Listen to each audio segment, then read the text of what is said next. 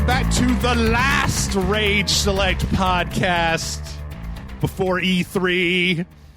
Because, good job there. Yeah, you know. Though technically they won't hear it until E3 is already started and going. Yeah, I mean, but we're coming to you from the past. That's right. And you're in the future. That's right. You're in our future, but we're in your past. We're like a time capsule that you dug up, that you buried in high school, and you dug up, and everybody put like their tapes of like, you know, the soundtrack to Top Gun in it. Or, so is that your new thing? This is the last podcast? Oh, I don't know. I've kind of already run it into the ground. I thought I said that in the chat and the Discord, and I thought, oh, that's clever. Yeah, maybe I'll use that a second time. No, but this is the Rage Select podcast. Welcome back to the Rage Select podcast. I'm Jeff from the Rage Select podcast. I'm John from all sorts of places. That's right, including the Rage Select podcast.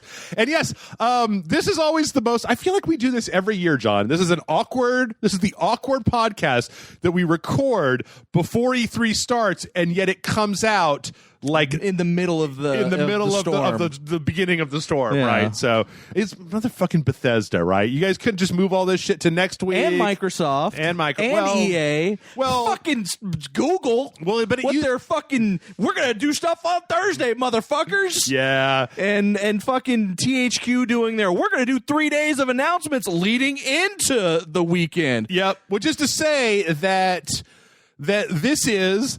The advantage of doing a podcast 3 days before E3, we get a head start, is that while we don't actually get the individual news of what's happening at E3, we are in the primest of leaks time, right? Nothing stays a secret in the week leading up to E3. I'm surprised we haven't already seen. Well, but it's a weird year this year, right? Like, Microsoft, because like half the people aren't there. Yeah, like Sony isn't doing anything. We already had the Death Stranding trailer. You know, like we got a Nintendo Direct 4 days before. Well, no, it was a Pokemon Direct. Okay, the Nintendo Direct doesn't happen until Tuesday. You say tomato, and I say Pikachu. It's having a Nintendo anything several days. I'm okay. Anyway, we don't have time to talk about this because we have too many pre-E3 news items. So let's stop talking about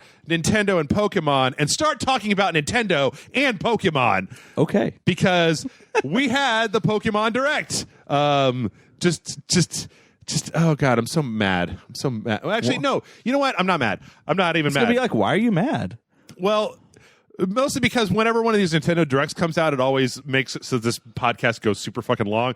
But this does bring up a really interesting question before we start talking about this. Is like, so I'm going to pretty much assume that because we saw this now, that they're not going to be spending a lot of time in their E3 Direct talking about Pokemon, like maybe a trailer. I wouldn't be surprised if we don't get during their Treehouse streams because during E3 they stream the Treehouse. Yeah. So they'll probably devote multiple hours a day or multiple hours in each day to showing us gameplay of this, because this game's supposed to come out in November. Yeah. It comes out the week after Death Stranding. Yeah, and I believe the same month as Google Stadia. Everybody's brand new. Everybody's super excited for Google Stadia, John. I don't know whether to spend my money on Death Stranding or buy one of those Google Stadias. We'll get to that. You don't know whether to spend your money on Death Stranding or why it's going to be Death Stranding. That's right. But it does bring me to an interesting point, right? So I feel like whenever we see something like this, I feel like it means that we're not going to have a lot of, yes, Treehouse, but in the actual Direct where we get the big, like, oh my God kind of stuff, right? This isn't probably going to be there. Mario, I mean, we'll probably have a trailer, but then we'll probably have a trailer for like Mario Maker 2, but they already did like a big Mario Maker 2 video. Again, Mario Maker, they'll actually probably show footage of Mario Maker during the Treehouse because they want to promote it because it comes out at the end of the fucking month. Right. But then that brings up the question. So is it going to be Metroid Prime and Fire Emblem? Because those are the biggies, right? Those are the other biggies that they've got. Maybe. Smash DLC. Obviously they still got to announce 8 or 9 Smash, however many more, like 4 more Smash characters for the first pack. They'll probably announce 3. Was it 4? I thought there were 6 in total, including the Piranha Plant. So was there only 5?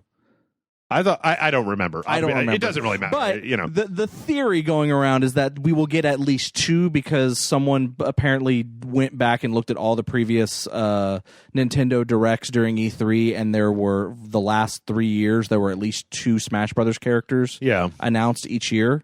So we're thinking that they may give us 2 announcements. I feel like we haven't been seeing a lot of 3DS activity recently. Oh, 3DS is dead. No, they actually announced that they're ending production on it and everything. So we're not going to get any 3DS stuff. So it's full on Switch from here on out. It's got to be Metroid, right? It's got to be Metroid. I mean, there's that Crypt of the Necrodancer Zelda thing, but they even had there was something about that this week. I didn't have time to put it in there, but like it's got to be Metroid. Yeah, maybe. I don't know. Maybe new Zelda. Well, I mean, there's the Zelda. That remake of the Link's Awakening remake. Yeah. They'll probably definitely have that.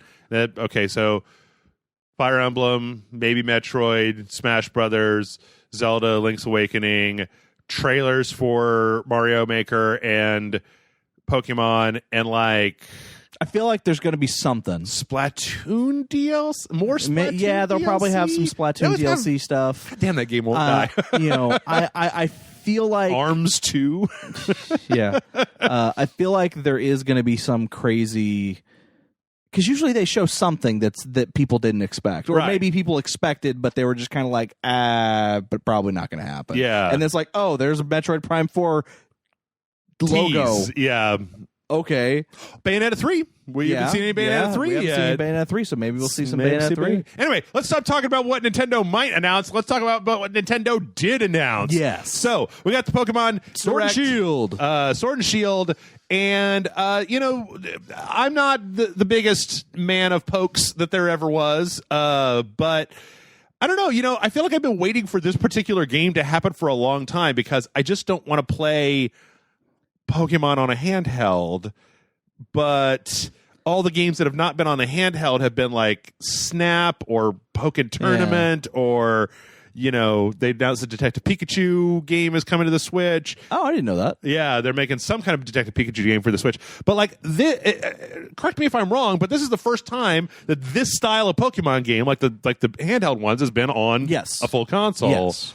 And it seems like the big thing here, the literal big thing, are these giant motherfucking Pokemon. So the Pokemons that are caught in this region have the ability to turn giant for a limited amount of time in battle, but they can only do it once. And they can only do it for 3 turns. Yeah.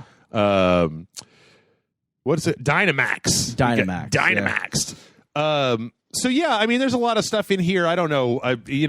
You can do like 4-player raids where you go up against a giant Pokemon, and they said only one person gets to capture that Pokemon. Well, no, they said only one person gets to do the Dynamax. Oh, that's true. That's true. I don't know if it's only one person gets to capture the Pokemon, but it's also possible that could be true as well. Yeah, I was a little confused on that. Like their wording was weird. Yeah, I mean, they talk a little bit about like, the antagonist and some of the gym leaders and some of the new Pokemon. Everybody likes the sheep, apparently. I don't understand the Wooloo. Yeah, I don't understand that. I wasn't really. It's a fluffy looking sheep, John. I'm more like was it Dreadnought or Dread? Whatever, the big dinosaur, the guy? turtle looking thing. Mm-hmm. Like I saw that and I was like, yeah, I'm gonna catch that guy. Apparently, he's really hard to catch. But I'm going to catch them. Are you sure? Are you sure, John? Are you going to catch them all? Are maybe you planning on catching all of them? Well, maybe not all, because I'll probably, like with every Pokemon game, play it until I get about 2/3 of the way through the game, get bored, and stop playing it. Yeah. Because that's kind of how I have been. I've heard that you're supposed to get all of them. You are. So, yeah. So there's some new Pokemon in here. I'm not qualified to talk about any of these Pokemons, but like I'll tell you what. The game looks like a Nintendo game. I mean, incredibly polished, really good looking, nice graphics, a good kind of cross between, this kind of cell shaded style. Semi-cell shaded style. Everything's very bright and colorful. All the Pokemon designs look very good, like all Pokemon designs are. I mean, it's just, it's a new Pokemon game, right? And it's finally going to be on a console that I can sit on my couch and play instead of... Or you can play it on a handheld if you like playing it on a handheld. That's true. It can be either or. I wonder if you could play it in tablet mode. You could play it without controllers. And just probably not. I mean, maybe. Who knows? There's no reason why. I mean, it's turn-based. So. Yeah, good point. But, I mean, like, they're talking about, well, you can rotate the camera while you're out in the world and look around. And it's like... That's actually a first. Well, yeah, but that's also something that I would expect from a video game in these days. Of course, this is Nintendo we're talking about. Who knows? You can't play Mario Maker 2 with your friends, so who knows what Nintendo's up to these days. What do you mean you can't play Mario Maker 2 with your friends? Apparently you can't invite direct people off of your friends list. Oh, you can only play with you can only do construction with randos or co-op for some reason that Nintendo, I don't know. Nintendo. In any case, that could be patched. It looks I think it's intentional. But in any case, this new Pokemon game, it looks fun. It looks like a Pokemon game. Like, I can only imagine that this is definitely going to move some Switches. Oh, my God, yes. I know people that have already bought Switches and literally only bought the Let's Go Pikachu and Let's Go Eevee game because they wanted something to play until this comes out. Yeah. Like, they don't care about anything else. Like, I literally have friends that I've been like, why don't you play this game? This game's good. And they're just like, no. I only want this for Pokemon. What about Ape Out? They're not playing Ape Out? No, they're not. They're missing out on the Ape Out. Damn. Only playing one game. I mean, it's fine. And, it looks good. Yeah. I don't see anything here that looks bad. Yeah. They announced a release date for it, which is when is it? November. Oh, it's the 15th, I believe. 15th. And the other cool thing about it is that apparently they weren't clear if this is going to be like in retail areas or if it's just for pre-order only, but you can actually buy a bundle that comes with both games so that you can give one copy to a family member or have, like, in all honesty, Amanda and I are going to end up buying both games. Are you guys going to get a second Switch? No. You can get two Switches? No. So what is it like? Oh, like, hey, were you playing my Shield? You're only supposed to play Sword. No, well, the thing is, she only wants to play Shield. She has no desire to play Sword. Yeah. And, like, I kind of would rather play Sword. Like, that's just kind of the way it is. So, she's going to play Shield. I'll play Sword. We'll have two different copies of the game on the same console. Okay. This seems a bit excessive to a little bit, but the old Jeffster over here. But, hey. You gotta do what makes... It literally when Let's Go Pikachu, because I mean we have both Let's Go Pikachu and Let's Go Eevee. We have both of them, yeah. Okay. Well, we got, if I'm not mistaken, we got our Let's Go Pikachu from you. Yes. Which technically it's your game, but we're borrowing it. Yes. Indefinite borrowing. Yeah, indefinite borrow. And then I was given Let's Go Eevee for my birthday. Okay. Or Christmas, or both, one or the other. I don't remember. I mean, do they show up on your Switch as two separate games to launch? Yeah. Wow. I mean, mind you, they're cartridges, but... Right. Yeah, but they show up as two completely separate games. There's differences between them. Okay. All right. Fair enough. So, I mean, so we have those, and it was while playing that I kind of came to the realization of like, oh man, I kind of want to invest in a second Switch for Amanda, but Amanda kind of doesn't care that much. So... Well, because if you guys had two Switches, then you could play together, right? Yeah, that was the other thing. Like, it's like that we could play together, but... Yeah. Also, I don't know if we kind of have that kind of money, because, It's not nothing. Yeah. It's not nothing to buy a Nintendo Switch. There's a lot of things you could buy instead of a Nintendo Switch that might be more useful to your life than having a superfluous console hanging around. I could go to visit Amanda's family and then go to Disney World and go to Galaxy's Edge Adventure and buy a lightsaber. Yeah. You could buy two of the Google Stadia founder packs. No. All right, let's talk about it. Google Stadia, I guess they technically, quote unquote, kicked off E3, even though there's nothing happening on Friday, really. No. Well, it's like I said earlier, like THQ is doing like a 3-day countdown, one announcement of a new game each day. They started that yesterday. It was like every other day they're releasing stuff. Because the first one was the SpongeBob. Yeah, well, it was each day. There was one on Wednesday, one today, and then one tomorrow.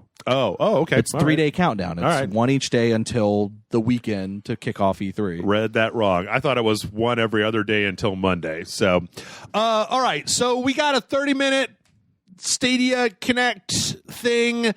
For anybody who's only just started listening to the Rage Select podcast or lives under a rock or lives under a rock and just started listening to the Rage Select podcast, Google Stadia is Google's kind of the like, it's this, you know what? It's this shit Google does all the time where they're like, we want to dip our toe into an industry without actually committing to it, right? Like, they're not putting out a console, really. They're putting out a streaming game service. And so the big thing here seems to be the controller. Like I said that the last time we talked about this, but I will also say the guy that they got to head up this whole Stadia thing. Yeah, is it Phil Spence? Harrison? What's his Phil name? Harrison. Phil Harrison. Mm-hmm. Fucking love that guy. Yeah. Yeah, I mean, he was part of the original Xbox 360. Like he was actually like one of the head people that like was the person who designed it, like who was behind its design and how it looked and functioned and everything. Mm-hmm. The Xbox 360 was fucking bomb. He's no Reggie.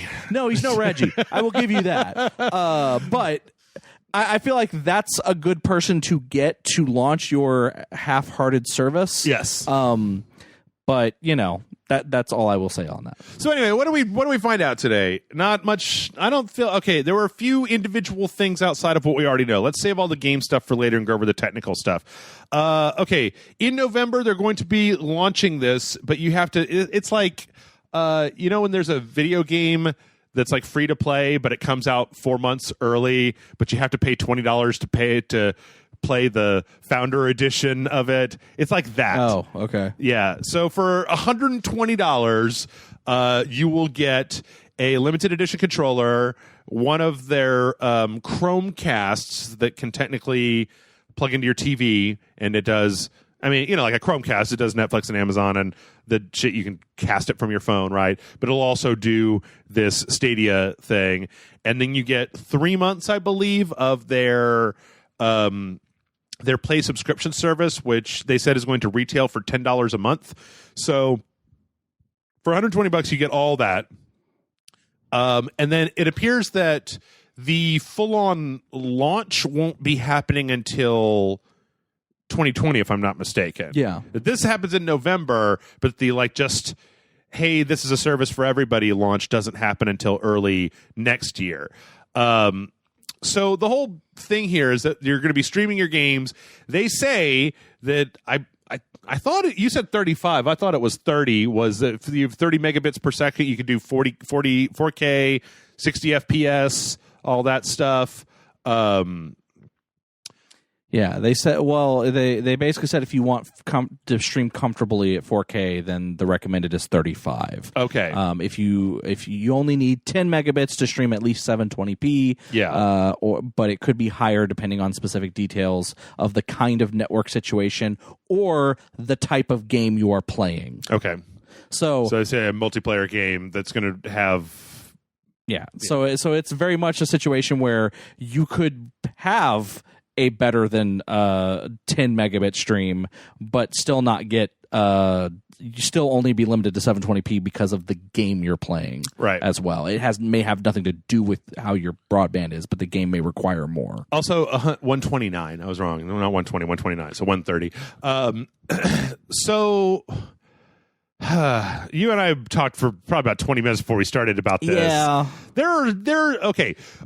Number one, just go back here. Number one, you can show me as many trailers as you want and tell me this works as much as you want. I will not believe you until it's literally in my house, right? I agree. Until I have a chance to literally be playing it in my house, because I've been told that things work before. You know what, John? It all goes back to the fucking Power Glove. I was told the Power Glove worked like a charm, and I saved up some money, and I watched The Wizard, and I got it home, and I loaded up Strider with my favorite game with my Power Glove, and it worked like shit. It was garbage, and it didn't work, and I conned some kid into buying it at a garage sale 2 years later. And then he literally brought it back to my house and said it didn't work, and I was like, no, you just have to practice with it, and then you'll be really good at it. You monster. I sold it to him for. I gave him I gave him a Power Glove for half the retail price of a Power Glove. I gave him a Power Glove for $35 instead of $85, or however much it was back in the fucking 1980s or 90s or whatever. So in any case, that was when my distrust of people telling me the way that things worked in the gaming industry started back in 1990 or whenever that was. And this is all well and good what they're saying.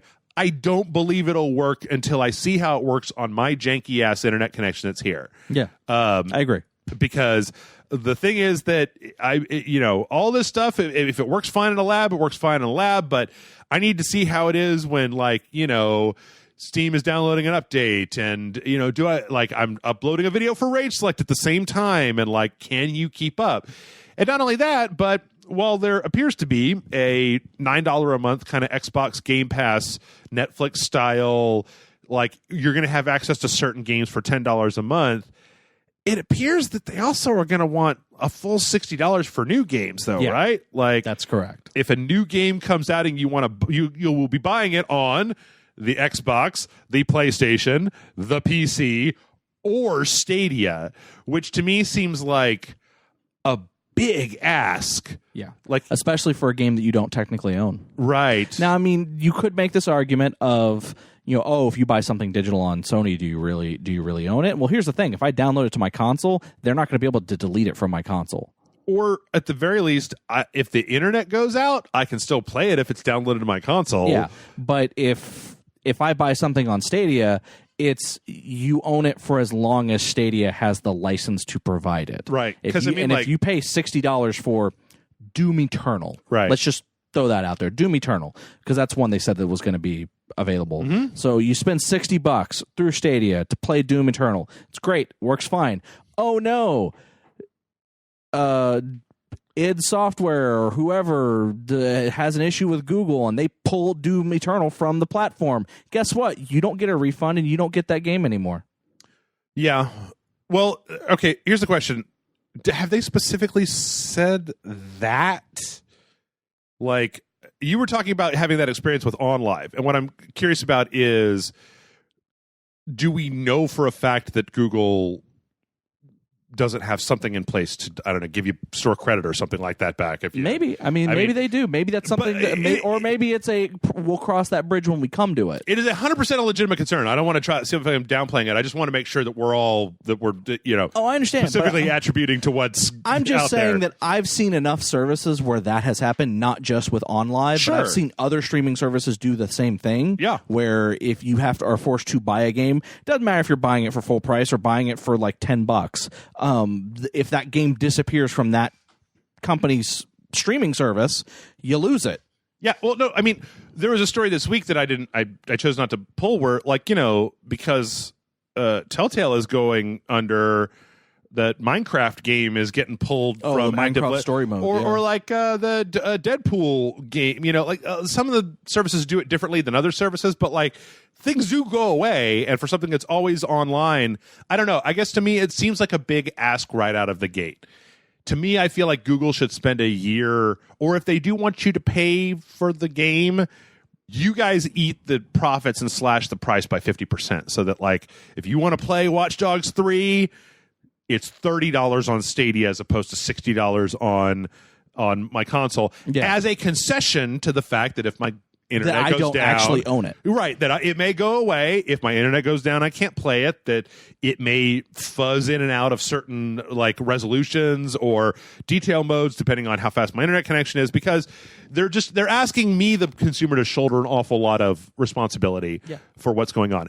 And don't get me wrong, I want this technology to work. I just think that this is a little much out of the gate to ask, especially the $130 founder pack to get early access to it. Yeah, and then they also state that anyone who has anyone who has a what's it called? The Chromecast? Chromecast will be able to access the service. Chromecast Ultra or whatever. And then, on the any PC, of the Chromecasts. It'll go through your browser or go through Chrome. And then they did say I feel like they were very specific to say that Pixel phones will be able to do it as well. I don't think that it sounded to me, I could be wrong, it sounded to me as though they were going to be limiting it to Google phones and not just anything with an Android OS, like just an app that you can download off the Google Play Store. I think eventually it'll have that. Maybe. But I think to start off, no, you're 100% right. They're going to limit it to the devices that they own and control. Yeah. I mean, the controllers, I believe, are going to be $80 by themselves. 70. 70? Yeah, it's 70. Oh, okay. Still, it's like $10 less than that, but I mean... Yeah.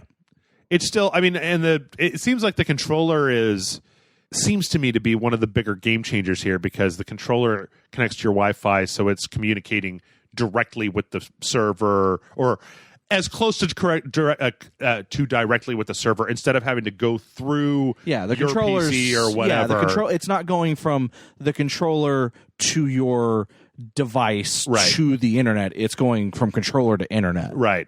Which that does lend a lot of credence in my mind to the possibility of being able to just be like, boop, it's on my computer, boop, it's on my TV, boop, it's on my phone, right? Because you don't have to sync a thing, you don't have to change a thing, you're just opening an app that can pick up, especially if it can save the game state from exactly where you left off. So what it all comes down to is that I'm still a fan of this technology. It's just I've been burned by this technology, and I need to see some proof that this is going to work, because Google has spent a lifetime fucking up things that I wished worked better, like the social media platform or YouTube or their internet service that they are now backing off on. Right.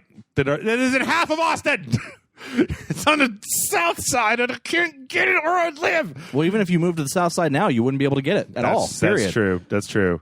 Fucking Brian Brushwood has that shit. My friend had that shit, and he would install Steam games like it was just 1 second.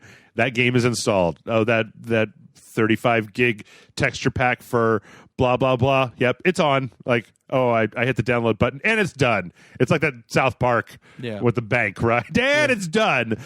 And like, I want this technology to work. I think that if we could, I think it would be, get up on not a soapbox. So I am probably, out of the two of us, the most pessimist about this service. Sure. You paid for OnLive. Well, not just OnLive, but other services as well. Because again, I, like you, want this service to work. I want services like this. I think, this could be something. But also, I come from a background of, I've worked in the internet service industry. Mm-hmm. I've worked in companies that have had services like this and tried to provide it. Yep. And I come from a standpoint of for those of you that are excited about this, temper that excitement just a little bit. Still be excited, but don't temper it a little bit until it's actually in your home, because I feel like the problem here is that the internet in America is not as good as Google thinks it is. And I feel like Google is giving out the ideal situation to promote the service, which is fine because that's what companies do. Sure. But very small number of people are going to be in that ideal situation. As you were saying that, I was thinking about that, because we've talked about that several times. We've talked about that before Stadia was even a thing. You and I is that it might actually not. It might go the other way around. Like if there was a service like Stadia that was, and it worked right, but the throttle was your ISP. I guess it's possible that you might see people demanding from their ISP finally to get something besides garbage 20-year-old internet connections, because it's insane that this country has this dumb backbone that is shit. While I think that's a good possibility, if anything has shown, the government doesn't will let these companies do whatever they want. That is true. And that we're going to have to pay for it. Because then they're going to be like, do you like Infinity or whatever the fuck Time Warner's called now? Yeah, it's gonna be like, you want to use the Stadia service? Well, if you want that Stadia service, you're gonna have to pay an extra $30 a month to get that special broadband so that you can use that and your other streaming stuff. But turns out we actually could have given it to you under your current service, and we were throttling your bandwidth. But we want more money, so we're going to charge you more to give you this special service. Yep, it's going to happen. Because it has happened, and it will happen again, because I guess that's why I'm a little bit pissy about that. No, I get that. And at this point, I pay like $120 a month for internet service because I buy some super fast AT&T bullshit that still sucks ass. That's still fucking awful. But I just wish I wish it's one of the things I care about more than anything is like net neutrality and not letting companies do this horse shit because like it's important to have a fast internet connection, and the whole idea that we've been languishing in what is essentially just like slow ass world. Imagine if everybody else in the world had cars that drove at 250 miles per hour and were 100% safe and nobody ever died in a traffic accident, and we were just like, well, not us, because we can't replace all the cars. That's ridiculous. Like, I don't know.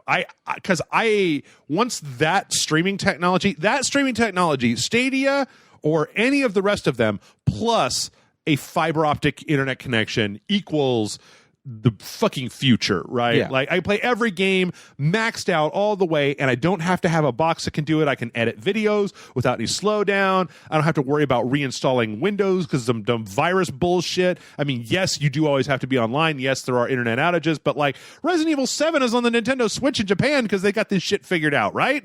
Like, they did that, right? Yeah, Where it's like the Switch can't render what Resident Evil 7 looks like, but same for Assassin's Creed Odyssey, if I'm not mistaken. Yeah, so like I hate the and to me the only reason that we don't have this shit is because, you know, Verizon is like, well, we can't run fiber optic cable to your house. What madness! What gall you have asking us for fast internet. I don't care what they do in socialist Europe or over there in Japan with their panty vending machines. Here in the United States, we've got good old-fashioned ham and cheese, 20 megabits per second, and you're going to pay $100 a month, and you're going to like it. Also, there's a bandwidth cap, and if you want Netflix to go fast, you're going to have to pay us extra. And. So, I don't know. It's one of those things that pisses me off. Capitalism. Yeah, I'm like, do it. I got so excited when Google. Anyway, there's too much about this. We have a lot to get to. So anyway, John is correct. Hopeful for the service being good. Temper your expectations. Temper your expectations a little bit. That's all I'm saying. And once you get it in your home, if it works the way they say it's going to work, and if I'm not mistaken, they did say that at some point in the future, probably around the time they do allow browser support, because they said that browser support won't be there immediately. Right. But once they do release browser support, that there may be a free version of the service where you can play either certain games for free or for a certain amount of time kind of thing. I didn't read the full thing about it, so I don't know the specifics of it. But they did say that there would be some type of free service that you could play it, essentially to test it out. Right. What I say is that if it works, great. And if that $10 a month pass lets me get access to, I don't know, a couple dozen decent games that I can play on a phone, on a TV, on the computer, wherever I want to, hey, you know what? That's great. I'm all in favor of that service. It's just I've been burned before. There's a lot of problems. I think that this is one of those things where it's like maybe 2 years down the road they'll get all this shit figured out, or knowing Google, maybe 2 years down the road they'll just abandon the whole thing and it'll be like your fucking what was that social media thing that they had? Google Wave? No, with the circles. You had your circles of friends. It was like their Facebook competitor. Oh, Google Plus? Google Plus, yeah, it'll be like Google Plus, where you just got a bunch of Google shit sitting around in your house. So anyway, one of the other things that we saw during the Google Play presentation was we saw some trailers. Yeah, they showed off some trailers, which was nice. Yep. Last week there was a question. It seemed as though Larian Studios, makers of Divinity Original Sin 2, might be making Baldur's Gate 3. Yes, they are. Yes, they are. A full cinematic trailer for it. Yep. No gameplay, but you know, Larian is actually, they're one of those companies, like they've made like 12 games or something, like the Divinity series. Yeah. There's a shitload of those games. And they've all been good. Yeah. So that, do we ever play that Dragon Commander No, game? I'd never played it. But so they're making it. They had a brief interview. It's funny because of all the things that you could be touting for 4K, 60 frames per second, highest resolution. I'm like, Larian games don't need that. Baldur's Gate is not the game where we need like the most epic of resolutions. But we saw a trailer where a guy turns into an illithid. Yeah, that's pretty cool. It took a long time too. A lot of horrible shit. Fingers were breaking, tentacles shooting out of his mouth, and all that shit. Yeah, teeth were falling out. Yeah. So you know what? Are you a Baldur's Gate fan? I've played them, but I'm not like a huge. I never really was. I didn't really understand how the combat system worked very well, so I felt like I was always just getting my ass kicked for no reason. I always wondered about going back, but then I really like Divinity Original Sin 2, so maybe so. And on the plus side, they did state that yes, this is going to be on the Stadia, but it'll also be on PC as well. No consoles. Yes, at least for now. I assume they'll be going to consoles 6 to 8 months after they're released on the PC. We also got a trailer for Destiny 2 Shadowkeep. Destiny 2 is going to be on there. Yeah. In fact, the $130 version, the Founder Pack, is going to come with Destiny 2 as one of the games. This is basically a new expansion that came out with a real fancy trailer. You're going back to the moon. There's a bunch of evil Destiny guys are on the moon. We're going to get to see wizards? I don't think so. I don't think there are any. No wizards on the moon? There's probably one. Destiny 1 lied. There's probably there one. are no wizards from the moon. Yeah, well, he was on Earth. But he was from the moon. Right. Well, they all moved to Earth. The moon sucks. No, there was I looked at some information for this. It looks like they're going back and they're basically they're adding, some new ways that armor works. There's this new Armor 2.0 system where you can mod individual pieces of your armor. They're kind of reworking the end game a little bit to try to make it more seamless, so that it just feels like you're kind of playing the same game instead of like you're playing the main story and then like now you're in the end game. There's a bunch of other stuff. There's going to be a base campaign. It's going to be $35. There's going to be a bunch of new stuff. It's your standard fare, except that I think, is this the first one since they split from I think so. I could be wrong. EA? But I think you're right. Activision. No. God, I get EA and Activision confused. Activision. But hey, again, I have such a weird relationship. Like, I want to like Destiny, John, and every so often an expansion will come out and I'll play it and I'll be like, hey, this is pretty good. And then like 4 hours later, I'm just like, yawn, I'm done with Destiny for a year until the next expansion comes out or whatever. I know that you don't give. There are how many shits? I played the demo and this is good. Oh, this is an MMO. Yeah. I don't care. This is a grindy MMO. Yeah. Do not care at all. Yeah. I mean, I do appreciate the fact that that Destiny 2 came out, had problems, and that it's been like 2 years that they've been they keep trying to change things and trying to make it better and adding in new content and adding in this thing and this thing. But I tell you one thing is that now that it's no longer part of Activision, I believe in September, Destiny 2 is going to be on Steam again. Yeah. Destiny 2 is going to be on Steam.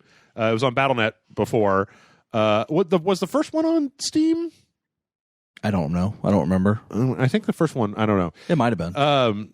September 17th, it's going to be available on Steam. There's going to be some... you're going to be able to keep all your stuff. I don't know from this particular article whether if you currently have it on Battle.net, you almost certainly have to buy it again on Steam to get it over there. But so, I mean, they're doing the thing where now there's cross-saves. Right. So that's the other big thing that got announced is the Destiny 2 will now have cross saves where assuming you tie your account to your Destiny account or whatever, it doesn't matter what console you log in on, you can access the same save files, and this goes for Stadia, PC, PlayStation, Xbox, and apparently the PlayStation thing just got approved yesterday, the day before we're recording this. Yeah. So, literally it was down to the wire to get Sony on board for this. They're chiseling down that crossplay thing with Sony. It's going to happen eventually. They're just, and it's not necessarily cross. I don't know if it's crossplay, but it's definitely cross save. Everything I've seen, the headlines, I didn't look it up because I was just kind of like, but all the headlines have said cross save. Yeah, I assume cross-play. that you're not going to be cross playing. Yeah. Even though apparently you are going to be able to cross-play Modern Warfare that they announced last week. I don't know. Yeah, you are going to be able to do that. So Destiny 2 coming to Steam in September. You got a new expansion. So if you're into Destiny, hey, that's good Destiny news. I mean, I don't know. I wonder even if the people that are currently into / playing Destiny, I wonder if they would even want to hear that there's Destiny 3 coming out, because I feel like I feel like the people that I know that played Destiny want it to be like a viable game with new content for at least 2 or 3 years before. Like, I feel like people were mad when Destiny 2 came out because they were like, you guys didn't even finish fixing Destiny 1 and now you're putting out a second one. So, all right. Speaking of Destiny, E3 is Nintendo's Destiny. My browser is running like garbage for some reason, so I have to make bad jokes in between sections. So Nintendo did put out a list of the games that are going to be playable at E3. So if you're going to E3, that's one of the titles that will be visible at or playable that'll probably talk a lot about at E3. Luigi's Mansion 3. Well, and also Ultimate Alliance. So anyway, the playable titles are going to be Pokemon Sword and Shield, Zelda Link's Awakening, Luigi's Mansion 3, and Ultimate Alliance 3, The Black Order. So we'll probably see. Yeah, that comes out later this month as well, if I'm not mistaken. This month? Either this month or next month. Ultimate Alliance does? Yeah. Oh, wow. It's either June or July. I can't remember. I wonder. John, as always, the video game industry is fucking me, and there's nothing out. So I'm really hoping to get some of them E3s, and it's out today. Well, I know one thing we can talk about later, but yeah. And then they also have a live stream schedule. They're doing the Nintendo Direct Tuesday at 9 a.m. with Treehouse to follow. Treehouse all day Wednesday, Thursday Treehouse and Indie Day 2019, which makes me happy because I love the fact that Nintendo and Devolver are just like they're like besties now. Yeah. It's so weird. It's like Ape Out came out on the PC and the Switch. The game with the jazzy soundtrack where you play. Oh yeah, no, I fucking love. After we played it that one time, I literally went home and bought it and played it for like hours. And Amanda's just like, "What is this game you're playing?" And I was like, "I don't know, but it's awesome." And she's like, "It's got a good soundtrack." So I don't remember what she was doing, but she was doing something. She was like, "It's got a good soundtrack. I'm okay with it." What was there was a game that came out recently from what was the last Devolver game? It was like. I know Katana Zero and then Gato Robo, which we also played for Patreon. Yes, Gato Roboto. Roboto. Yeah. Yes, the world's first Meowtroidvania game. Yeah. So, man, what a publisher. Like, they're always cranking out something, and it's always kind of interesting. Like, I played about half of Gato Roboto, and I was just like... And that was after I finished playing The Messenger, which I believe was also... yes, that's also Devolver Digital. Yeah. Man, I love me. John, I'm so looking forward to my friend Pedro. Right. Like, oh my God. And the conference. Yeah. Like, remember last year's E3 conference? What will Devolver Digital do this year, ladies and gentlemen? So anyway, if you're going to E3, you could play any one of these Luigi's Mansion, because Luigi's Mansion 3 is on the Switch, right? Yeah. Okay. Yeah. But we haven't heard anything about that yet. Like, we haven't even seen footage or screenshots of Luigi's Mansion 3. Oh, was all that the re-release of on the 3DS? Because I know we've seen some stuff for Luigi's Mansion. Well, there was the re-release of Luigi's Mansion, the first one on the 3DS. Oh, maybe that's what I was thinking of. You haven't seen anything for Luigi's Mansion? I don't think so. Oh, okay, interesting. What else is interesting? But I also think it's nice because that image also said "and more," so those aren't the only things that are going to be there. Well, and those are just what's playable, right? Yeah. That's not obviously all of what they're showing. I don't know. I think it might be a really good E3 this year, in spite of the fact that I think I'm definitely going to miss Sony. Yeah. But like, we got that big old Death Stranding trailer. You know what? That was really all I wanted Sony to do anyway. Like, okay, The Last of Us 2, I'm going to fucking play it. Sony, you can just quit marketing it to me and show it to me. But every Death Stranding trailer is more confusing, obtuse, and excitement making than the last one. Speaking of Death Stranding, and I don't know if this is something you have an article about later on that we're going to talk about, but did you see the thing from Kojima? I did. I don't have that on my list. Where it's not a stealth game. It's not an action game. It's a strand game. God damn. I fucking loved Kojima so much. He's such a fucking wackadoo. Well, it's like the original Metal Gear. It wasn't an action game. It was a tactical espionage game. Tactical espionage action. Yeah, action game. So it's like, I fucking love this man. Yep. He's such an obtuse. This game could be terrible, and I don't care. And neither do I.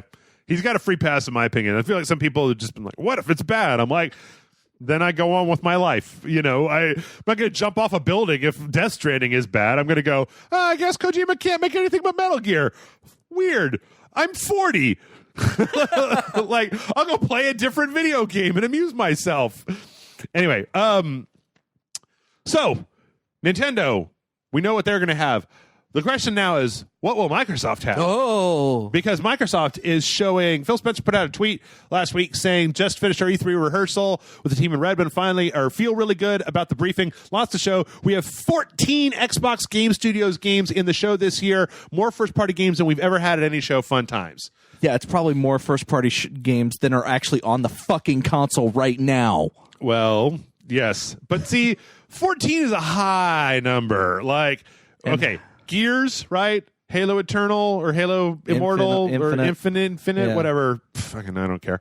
Some kind of Forza, right? Yeah, some kind of Forza. That's 3. Yeah. But those are like the big console first-party games, right? Yeah. Maybe Sea of Thieves 2. There's been some rumors about a Fable 4. Fable 4. These are complete spitballs. But that's 5 games, right? Yeah. These are still 9 slots to fill. Something from Ninja Theory? Yes. Probably. Well, yeah. I mean, they've got Ninja Theory and Obsidian and what was a couple of others. But I mean, even if they don't announce like a release date for it, they've got to show something from each of those companies that they bought. In Exile and Compulsion. Yeah. And I feel like, okay, so I'm doing the attrition math in my head. I'm like, 4 things that it's just a second of a sequel for something that we already know that Microsoft makes, right? Okay, that leaves us down to 10. 4 indie games, like, I don't know, Cuphead 2, Ori, something like that, you know. All right, now we're down to 6 slots. 3 of those are like some of that technical dick garbage you're talking about, where it's like, oh yes, it's a console exclusive, you know. And I'm like, there still should at least be like 3, maybe 4, like big first party, we don't know what the fuck they're going to be games. That's what I want out of Microsoft. I want some creativity on their console, and I want to see it on their E3 stage. That's all I care about. Like, that's, you know, give me some games that are coming out in the next year that make me go, oh, I'm so glad I have an Xbox One that I can play this. Yeah. Like, they've been doing a good job. Like, my Xbox One is actually plugged in right now. I noticed. Because of Void Bastards and the Outer Wilds. And I was wondering if you actually played that. That was a really fun game. I haven't played the Outer Wilds yet. I'm still saving that for one of the slots somewhere. No, but I like it. It's really good. But I did play Void Bastards, and I like Void Bastards quite a bit. Void Bastards was fun. So, like, you keep it up, Microsoft. You're getting there. Like, but with the Xbox Game Pass, I mean, because there was Operencia, that Zen Studios game Michael and I played for Patreon a little while back. It was also free on the Xbox Pass. It was like a first-person dungeon crawler that seemed pretty good. Like, if they could make it, John, so that there was one indie game a month approximately that was on their console with maybe 4 or 5 AAA releases over the course of the year, that makes it worth it, man. Right? Like, if it was something the size of Void Bastards or Outer Wild once a month, and then 3 or 4 times a year we got something like a Halo or Gears, something big, Viva Pinata 3, I don't know, like, that would be enough, because then it's like, okay, you've got your indie game stuff, you've got your Xbox Game Pass, you've got the backwards compatible stuff that you can download off the store, you're going to get some kind of cool indie game every month, and you're going to have a reason to keep your Xbox plugged in and for not to get all dusty and shit. So I'm rooting for them. I'm not a console loyalist. I mean, I'm kind of a console loyalist, but like, I want Xbox to do good, as I've always said, because I want Sony and Microsoft slitting each other's throats and knifing each other in the back. Because it's only going to turn into a better service for everybody. It's the only way that we get better stuff. So yeah, I'm excited for the Xbox game show. I want to see what you got. Show me what you got. Show me what you got. Yeah, no, I'm excited as well. One of the things they probably won't have is the new Darksiders game that we got announced. Darksiders Genesis. Yes. The prequel to Star Trek Genesis. It's being developed by Airship Syndicate, which is the people who made the Battle Chasers Night War game, and also made Darksiders 1 when they were still part of THQ before they split off and formed their own studio. Yep, that's the one that actually has Joe Mad in it. Yeah, Joe Mad is one of the head CEOs of that company or whatever. Yep. And Battle Chaser Night War was pretty fun. I only played a little bit of it, but this is not Darksiders 4. No, it's not. It is a prequel that takes place before, like, it'll take entirely before the events of the first Darksiders. Yeah. and it is looks like a kind of top-down Diablo slash twin stick. Very much a Diablo styled game. I've read a few hands-on articles from like Game Informer and a few other places. It is very much in the vein of Diablo. Because you're playing as Fury? You're playing as Strife. Fury was from 3. Okay. You're playing as Strife, but also they said the main 2 characters of the game are Strife and War. Okay. As they're sent off by the whatever the fuck they're called, the council to go deal with something. Charred Council. Yeah, the Charred Council to go deal with something. Okay. And so there's some speculation that War is also a playable character in this. I would assume that it's for also, and then some co-op? people are speculating some type of co-op. Yeah, like that he'll be the player too. Yeah. But Strife is the main character of this game, and this is the first time he's basically playable in a game. He's got his guns. Yeah, he's got his guns. And, it's funny because when I first saw this, I thought it was Darksiders 4, and I was a little disappointed. And then I learned that it was the Airship Syndicate or whatever. And yeah, I mean, when apparently the way I read it in one of the interviews is that when they finished Battle Chasers, they then approached THQ Nordic or whoever's actually making this, said, hey, we don't want to make Darksiders 4. We're going to leave that to you because the franchise is yours, but we would love to make like a spin-off, like a side, like not something that's not the main game in the franchise. Yeah. And they went, well, you guys are the people who are responsible for Darksiders in the first place, so of fucking course we want you to make a game that takes place in this franchise. So yeah, let's work on something, and then this is the result. Yeah. And I don't know. It's fine. I memean, I have a great deal of respect for them. Yeah. Darksiders 3 I was a little so about, but whatever. I'm willing to give it a try.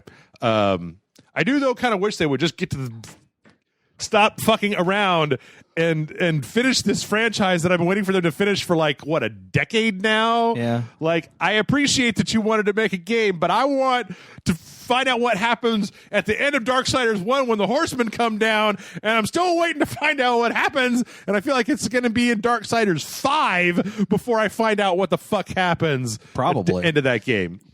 Anyway. Good possibility. So, speaking of stuff from E3, I actually mentioned it briefly in passing. Watch Dogs 3 is a thing. Yeah, that got leaked, and then Ubisoft they just confirmed it. They apparently was like, yeah, no, it got leaked, but here it is. Yep. It's gonna be called Watch Dogs Legion. They put up a thing saying "God save the NPCs," and that tends to confirms the Amazon UK leak, which is that it's going to take place in London, and that you're going to be able to play as any NPC. That there's not going to be like a main character. Yeah. So apparently the story is that it takes place in a futuristic post-Brexit UK, Britain, London, whatever. So it's a Fury Road. So it's through technology and stuff, and that you will be able to take control of any NPC, and every NPC is fully voiced and will have their own story, and will have their own things that are specific to only them. It's a bold move, Cotton, but I liked Watch Dogs 2. I liked Watch Dogs 2, and I liked Watch Dogs 2 more than any other game Ubisoft has put out in the last 3 or 4 years, right? Yeah. It was one of my favorites, and I can honestly see with the way that Ubisoft does their bad protagonists. Let me be whoever, it doesn't have to be that guy whose niece got run over by a mobster. Yeah, because they were getting revenge on him for stealing from them. What? Yeah. But yeah. Anyway, that's more exciting to me than a lot of the other shit that Ubisoft have been putting out recently. Yeah. So I mean, it's interesting because they obviously they didn't really announce. There's specifics. No footage or anything. And we're going off of speculation, and I'm kind of wondering if maybe that's a little misleading in that there is a main character, right? But it's also you can take control of other people as well, or invite them to your group and you can take control of anyone that's in your quote unquote group. Right. Like, could that be a thing and you're actually trying to recruit a revolution kind of thing? I like that. I like that idea. Like, that's a theory that just popped in my head. But but it also, this is not the first time they've tried to do something like this with games. Like, there was that one, what was it, driver game where you were a ghost that would possess people in cars and literally you could move from car to car. Nope, I missed that one. Whatever you're talking about. It was terrible. Yeah. I just reminded of Omicron, the Nomad Soul, the David Cage's early games, where the one with David Bowie in it that you and I played, where if you die, it goes to another character and you just kind of continue on from there. I don't know. I mean, the tech seems like it's there, and like in the previous Watch Dogs games, they have like the little bios written for everybody in the game. I can think of about a half dozen ways of having you be like a guy in a data center trying to foment a revolution, and then make the mechanic that it's not like they're like and then it's like I've possessed their nervous system, but then it's like, oh well, I've targeted this person and now I've hijacked their data feed, and through manipulating the information they're able to see, I'm essentially able to get them to do things. And you just use something that simple as a way to do it, because like the last thing in the world, Watch Dogs has been right on the edge of being so interesting when it comes to stories, and the last thing I want them to do is to move too far into the future and make it a fucking mind-controlled drone thing where there's like a little drone where you're just hopping from body to body. That you're like directly controlling people. Like, because I think it would be interesting to just have the idea that like somebody looks at their phone and that you're literally using the information that they see to take control of them, not in like a make their arms move way, but in a make them do what you want way. But in a sense, you're still playing as that person, right? But in story mode, or the story conceit is that you're not actually controlling them; you're affecting them. It's a puppet master type of thing. I think it'd be really interesting, and I don't know. We'll see on Monday. Whenever, on Monday? Monday. Possibly even Sunday with Microsoft. Oh, true. Are they on Sunday or are they on Monday? I thought Microsoft is Sunday. Oh, okay. Well, son of a bitch. So there's been a lot of E3 speculation. We got, though, a little bit of confirmation that Rocksteady games will not be at E3 this year. Yep.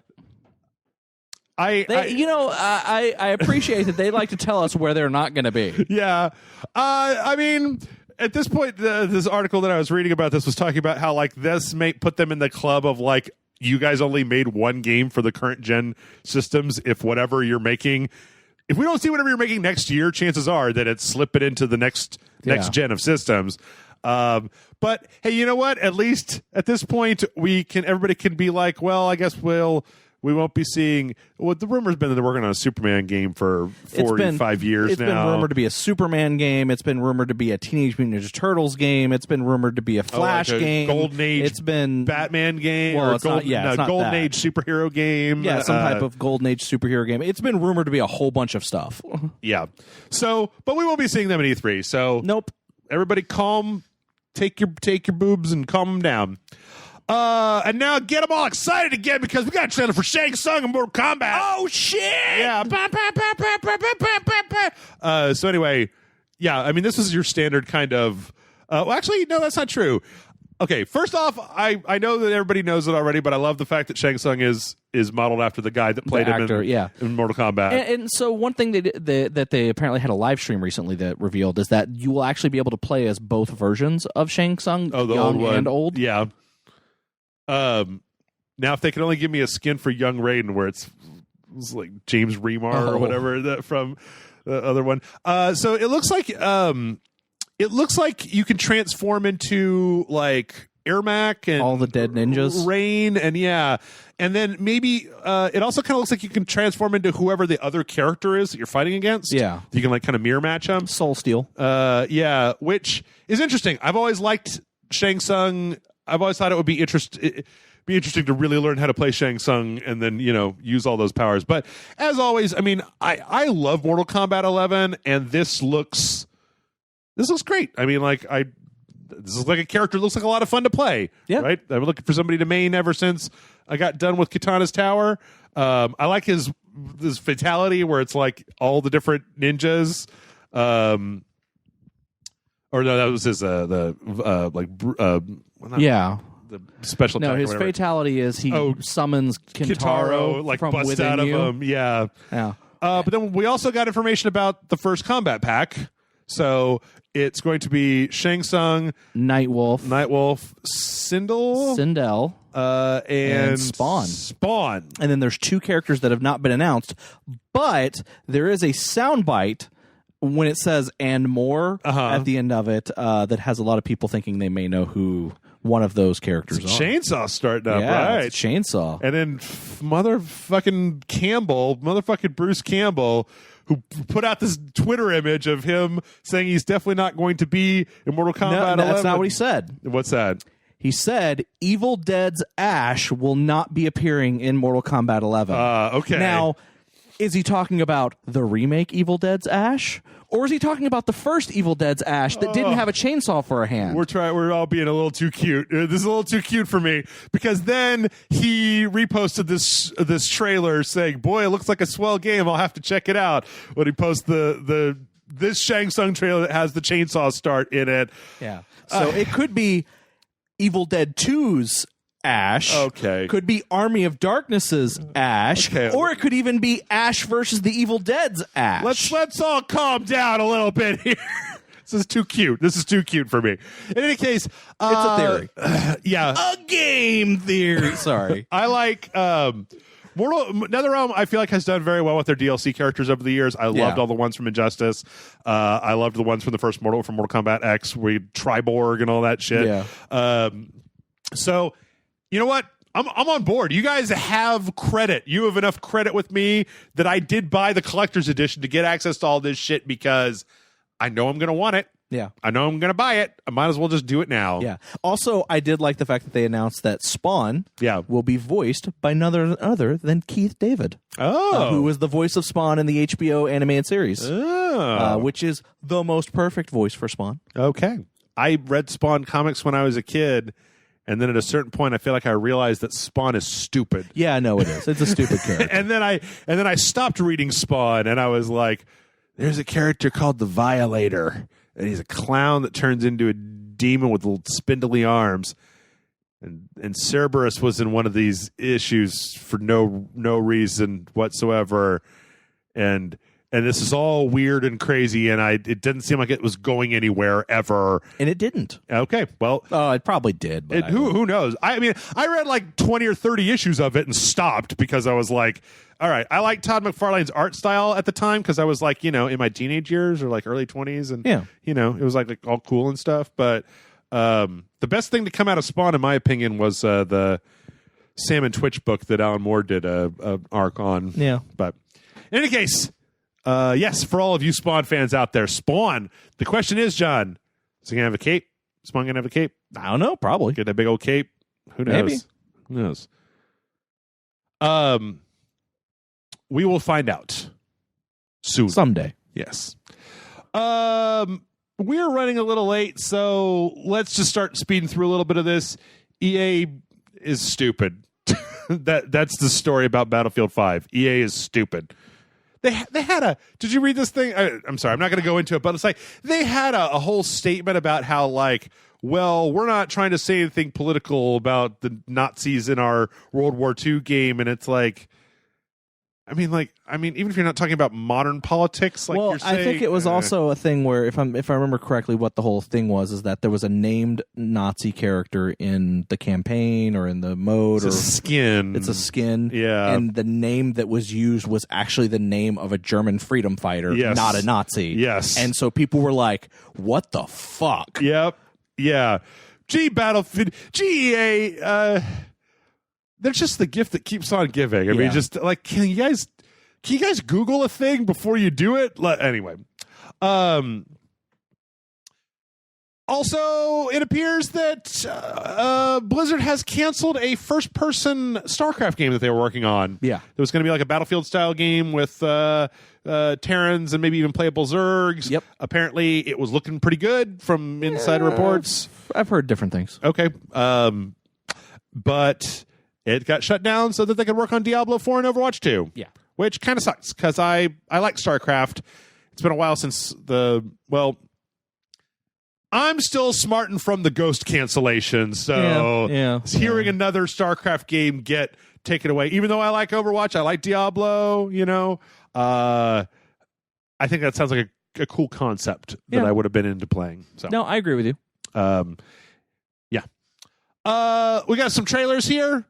There's a new Persona 5 Royale trailer that shows more of the new character that was announced for that. It's she looks like a standard Persona character. We can see her persona. We see some dialogue options. I mean, it just looks like more Persona. I'm sure if you're super into Persona 5, then getting more of it is great. I, for one, am glad that I never finished Persona 5 because that means that I don't have to start over and play the whole thing again to see this new content. I can finally get around to finishing it at some point. There's a Jumanji video game. There's going to be a Jumanji video game. Yeah. Based off the new Jumanji, not the old Jumanji. Well, based off of the last movie that came out. Yeah. The Welcome to the Jungle. Because there's a sequel to that movie coming out. Oh. Matter of fact, this game comes out the week of that sequel movie. Oh. But the rumor is that, it uses the likenesses of the characters from these two Jumanji movies. So I actually heard... I was never the biggest Jumanji guy, like back in the olden days. Yeah. But I heard the new one wasn't, like, completely awful. I actually heard Jumanji Welcome to the Jungle was really good. In fact, because, like, the trailers made it look like terrible. Like, I don't know. To me, it just looks like a cheesy fest of cheesy. Yeah. I've heard it's really good. It's one of those movies I keep wanting to watch, but it's not streaming anywhere. It seems also a little strange to me that they don't just make a Jumanji game that is agnostic of any of the movies, because it seems like Jumanji as a concept could be like a Mario Party minigame style. I actually think this game is actually perfect because the new Jumanji, Welcome to the Jungle, I don't know if you know anything about it. It's not a board game. Right. It's a console. It's a game console with a 16-bit game where everyone chooses a character. Yeah. And so it being a video game is, kind of like a no-brainer. Yeah. Them releasing a video game for it. And I'm kind of like, why is it taking this long? Or is it a thing where the company wanted the time to work on it and it just coincidentally is ready around the time that the sequel movie is coming out? Seems like a solid concept to make a game off of. I hope they don't just rush it out. So, Rocket League is having a radical summer, John. It's so rad! It's an 80s explosion of Rocket League. There's tie-ins to Ghostbusters, to Knight Rider. You put the WWE Ralph Macchio Karate Kid headband on top of your Rocket League car. There's a new game mode where you could do Ghostbusters. You actually can get the Ecto 1 car. Yep. There's all kinds of like skins and wheels. You put ET in your wheels. This looks good. This is like a multiplayer, or this is like a summer event that's happening. Knight Rider. Yep, they're going to have all these different skins and things that you can earn. This is all. Whoever made this trailer was having a lot of fun. Oh yeah, they're having a lot of fun. I kind of wish that I liked Rocket League. Because this actually makes me want to play Rocket League, but I know for a fact that what's going to happen is I'm going to start playing Rocket League and go, oh, right, I suck at this game, and I don't like it. I'm not really a big fan of it. Which is not to say it's a bad game. I think it's incredible for what it is, but to me, it's like a sports game, right? It's not the sort of game. I like narrative games. I like games where you get to shoot other people, hit them with a sword. So... But it's a clever little trailer. Oh yeah, the trailer's great, and you should watch it. If even if you aren't interested in Rocket League, the trailer's worth watching. Yeah, you can hear that "Partying with the Boys" song from Top Gun, the Top Gun volleyball scene. Nice. All right, we also got a trailer for SpongeBob SquarePants Battle for Bikini Bottom, Rehydrated, which is just. I never played this game before, but this was like the first THQ Nordic announced game, as we said before. Yeah, so THQ came out and said we're announcing 3 games over 3 days. This is the first one, which is a re-release, an HD remake of Battle for Bikini Bottom, which apparently a lot of people have said is actually a really good platformer. Like it was actually like an underrated, because people were like, "Oh, this is just shovelware," and it actually turned out to be a game that like was really good. Okay. So a lot of people are really excited about it. Okay. I am not, because I don't like SpongeBob. I don't watch SpongeBob SquarePants, and I never have. I feel like SpongeBob is, for me, is I'm past the time for that. Yeah. Like, I feel like for me, what my brother felt about Power Rangers is how I feel about SpongeBob. Right. Is that I was already too old for it. And, the only people that I knew that watched SpongeBob were the kids that it was for and the stoners who thought it was funny. Mm-hmm. And I was neither a kid nor a stoner at the time, so it was never funny to me. Yeah. I mean, again... Mind you, I've never been a stoner. I just realized I said at the time, implying that maybe I'm a stoner now. I've never... Not even once. Not even once. It's same for me, except, I'm even older than you, so I'm the age of... Power Rangers was a little bit outside of my, and Pokemon were airing when I was a little bit... I was too much of a surly teenager to be like, it's going to fuck all this shit. But if it's a good game, and a lot of people really seem to be excited about it, so you know what? I think that's great. Yeah. I mean, hopefully it's just as good as they remember. Hopefully it's improved for the better. Yep. And I never want anybody to not have a video game. Like, if you guys want a good SpongeBob game, this is the best SpongeBob game. They're going to remaster a good SpongeBob game. Great. You know what? A lot of people weren't excited about Dark Souls Remastered, but I was. So you have your SpongeBob game. I will keep my Dark Souls Remastered, and we can all be friends.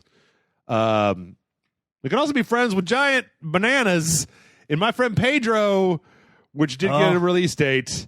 Oh, I'm so happy. Yep. I'm so excited for this game. Devolver Digital has a spinny, jumpy platforming. Like, ever since I saw the first trailer for this game, I've wanted it. It was last year, right? Yeah, last year's E3. Yeah, June 20th. Yeah, it's 2 weeks away. Yep, 2 weeks away.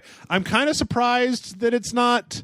If it's that close that they're not doing and it's available right now at E3. Of course, as we've mentioned, Devolver Digital's press conferences have become more of a show than an actual outlet to announce things. I have a crazy theory about Devolver Digital that we can go into maybe later. But, okay. But yeah, for this year. But I agree with you that I'm surprised they wouldn't do something like that. But I don't care. It's coming out right before my birthday. I'm going to be playing it. There you go.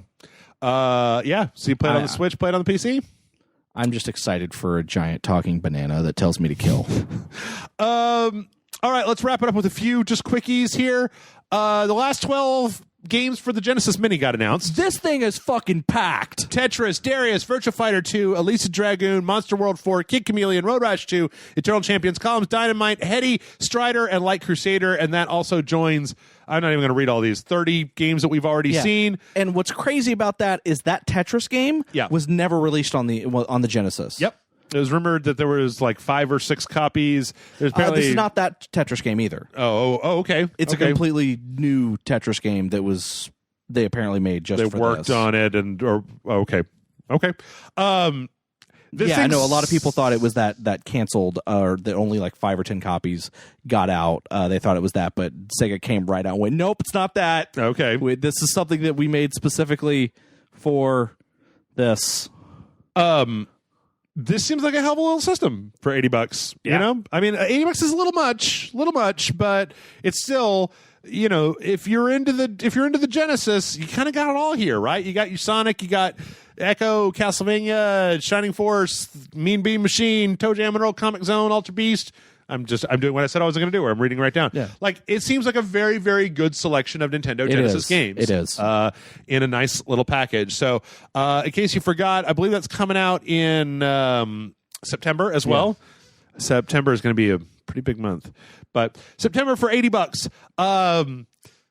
But I'm mad now, John. Why are you mad now? I don't know if you saw this, but if you were buying this Sega Genesis and you lived in Japan, you could plonk down an extra $35 and get basically a bunch of tiny miniature accessories that make your Mega Drive into the Tower of Power. A little Mega Mini CD, a 32X, and then the Sonic with the cartridge on top of it. None of it does anything. It's all purely cosmetic.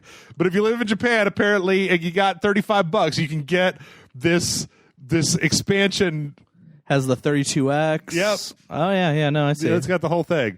I think that would be funny. I think that would be funny to have. Of course, even if it was available in the United States, I don't think I'd spend $80 on that and then another $40 on plastic to put around the edges of it. But anyway, we're probably going to get some new Borderlands 2 DLC. Yeah, I mean, it's almost guaranteed at this point. Yeah, it was leaked on Steam.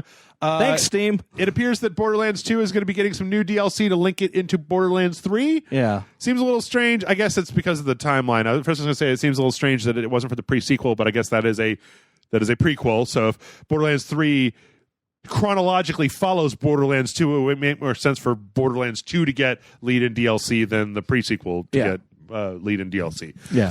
So, but yeah, it's the rumored because the Steam page leak said the 9th, June 9th. Oh, that it's going to be... So this is probably going to be one of those things where Microsoft goes, or Bethesda, or whoever it is the conference is going to be at, goes, and it's available now. Who would that be? PC Game Conference? Maybe the PC Game Conference, I don't know, but that's on a Monday. That's on the 10th, isn't it? That's a good question. Hold on, let's speculate briefly. Let's briefly speculate. On the 9th, we've got Microsoft. That's all. Yay. So Sunday the 9th. Oh, no, wait.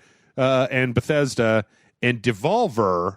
But yeah, the PC Game Show isn't until Monday, yeah. So Xbox, Bethesda, I don't think it would be Devolver. I think it'd be Xbox. Xbox? Like, during the conference, they're going to show off Borderlands 3, and also we're releasing new Borderlands 2 DLC. And you can find it right now. With backwards no, probably not.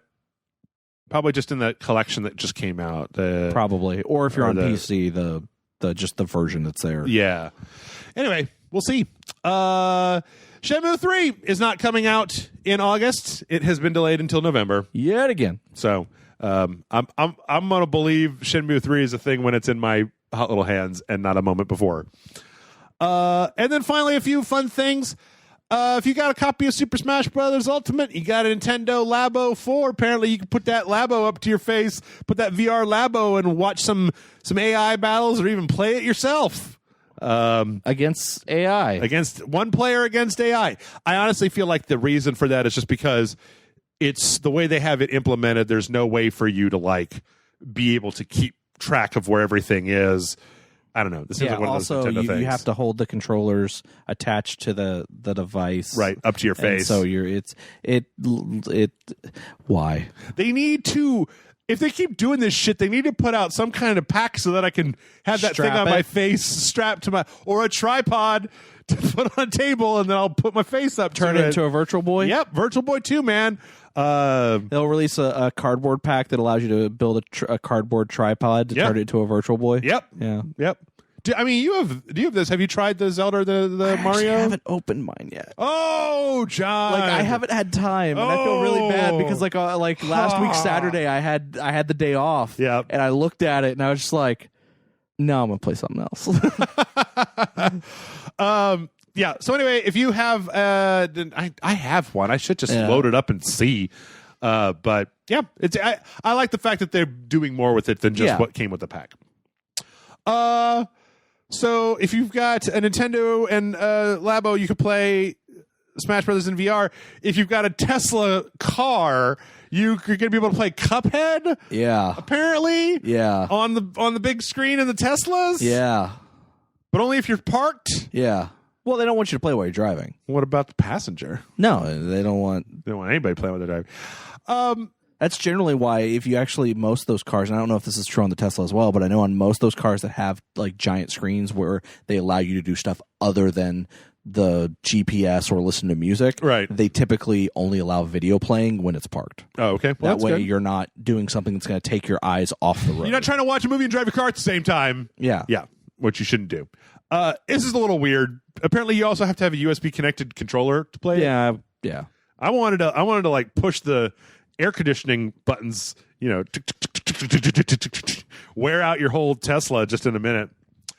And last but not least, if you're going to the San Diego Comic Book Convention, I believe San Diego Comic Book Convention. Jeff wants you to pick something up for him. I want this crystal lizard. They make a little Dark Souls crystal lizard. Apparently, it lights up, and it's only going to be available at the San Diego Comic Book Convention. How much is it? It doesn't matter. I don't really want one. Or I do want one, but I'm not willing to pay any amount of money for it. Okay. So $35. Actually, I might be willing to pay $35. That's not a bad price for a little crystal lizard. How big is this thing? It's a good question. Anyway, because they don't put anything in the pictures for scale. Yes, that is true. They've got a lot of pictures of it. Put a quarter or something in there. Nope. You're back at the beginning. Back at the beginning. Anyway, my birthday was this year. Did you get me anything? If you're at San Diego Comic-Con and you're like, damn, I missed Jeff's birthday, I want one of those crystal lizards. But I want to pay for it. Wait, no, not. Yeah, we're not at that part yet. We're taking a break. We went long. Yep, we two big announcements. So we went long today. We're gonna take a break. We're gonna come back. We're gonna answer. We got a lot of questions, John. So everybody stick around, and we'll be back in just a minute.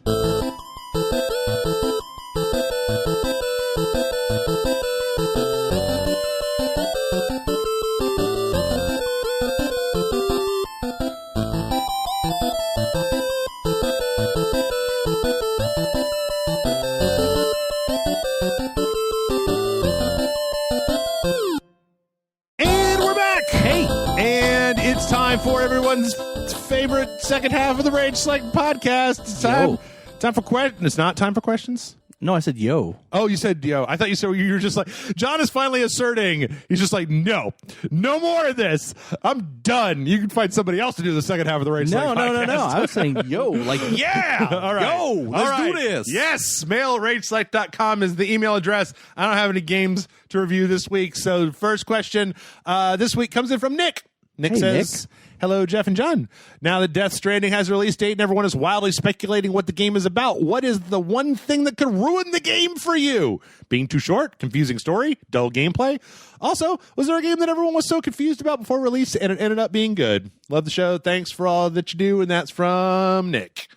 So what would make Death Stranding...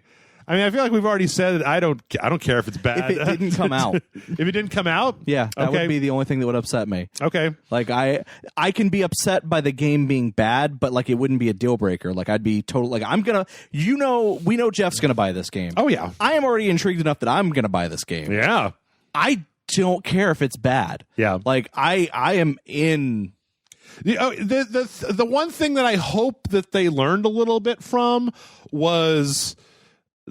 in Metal Gear Solid 5, the structure of the game where they had every mission had like an opening title sequence, and you had to wait for the helicopter to fly over there and land, and you had to get out, and then you had to run up to the place, and then you were scouting, and there was a lot of kind of like wasted time, in my opinion, in Metal Gear Solid 5, where I wasn't doing stuff right. Like, now you're just gonna be walking a lot. Well, you know what? As long as the walking has its own set of gameplay mechanics, that's fine. I mean, like in Metal Gear Solid 5, have to push the thumbstick forward, right. And then you have to hit X square XO one for left foot. Oh, left foot, right foot, left foot, right foot. Yeah.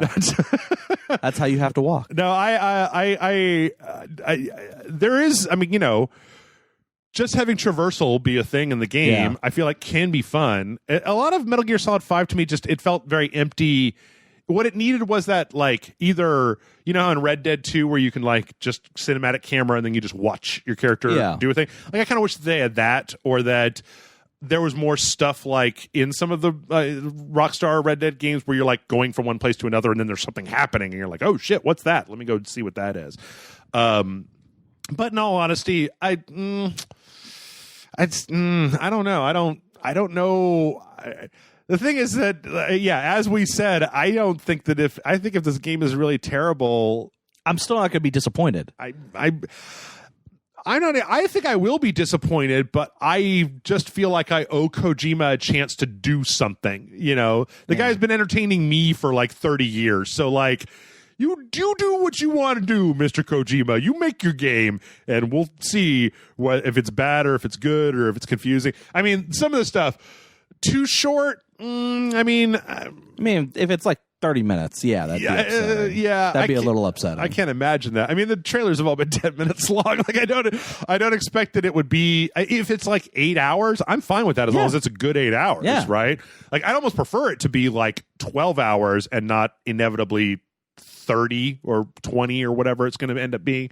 Confusing story? That's a given, motherfucker. Like, have you ever played a Kojima game? I mean, like, when you get to the end of Metal Gear Solid 4, they start talking about like nanomachines and Revolver Ocelot hypnotized himself, and this is the big boss's body. Just kidding. This is Solidus's body, and we used it as the key to hack into the Patriots so we could make GW control the war. And it's like, what are you even talking about? This is already. We're talking about the Lule Lule Lo. Lale Lule Lo. Yeah, the Lale Lule Lo. Yeah, the Patriots got some ninjas. I'm Olga Gerlukovich. I'm the ninja from 2. My daughter doesn't know how to cook eggs. Naomi's gonna fuck Otacon for some reason, etc., etc. There's a gay vampire, immortal nanomachines. Mortal Kombat Solid 2 has a random thing where Otacon just tells you about the story about how he had sex with his stepmom. Yeah, no, it ties into the story because his sister almost drowned, and that's why she's afraid of water. You got to put her on your back when you're. It's all convoluted. It's all convoluted and overwritten. And I'll be honest, I complain about that stuff with other people, but at least it's interesting. It's so weird and different that I'm like, okay. I mean, let's say this.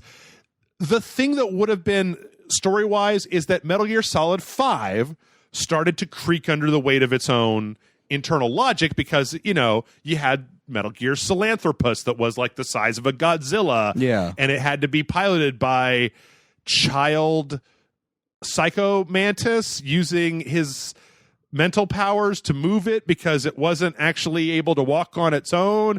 And it's like, okay, guys, all right, we're getting a little, there's a virus that's transmitted by people talking. There's a guy with the domino mask and a cowboy hat, and he's Snake is aged to an old man because of a virus that only clones can get. The thing is that as much as I think that the story of Metal Gear Solid 1 through 4 and Peace Walker is ridiculous, I do think it's internally consistent. Yeah. I think that 5 was the point where I was like, he wants to make a different game. And so you're adding a bunch of things to the plot of Metal Gear that don't add anything to the world of Metal Gear or make any sense. So like 5 is I still like 5 a bit, but it's probably my least favorite of the Metal Gear games. And I'll even put 2 in there because 2 is, I mean, the president's got Dr. Octopus arms, and he's,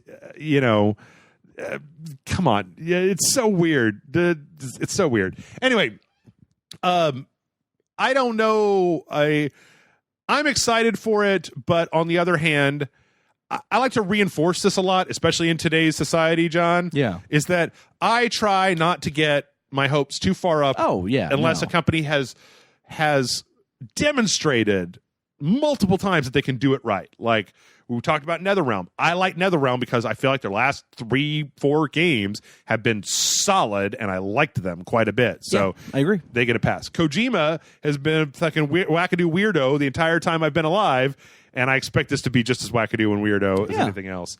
The second question was, is there a game that everyone was so confused about before release and it ended up being good? That's a good question.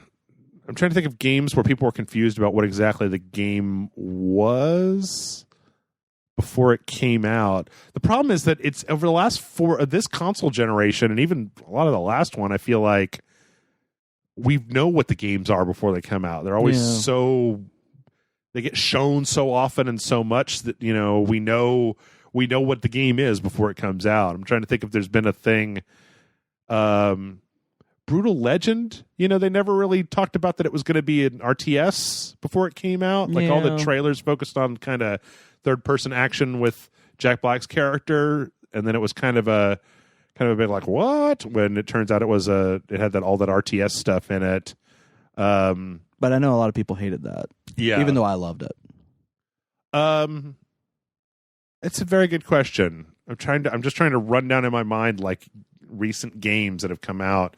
In my head, I'm like, okay, what did Suda create that was actually well received, but that people were confused about? Okay, not Suda. Okay, what did Swery? Right.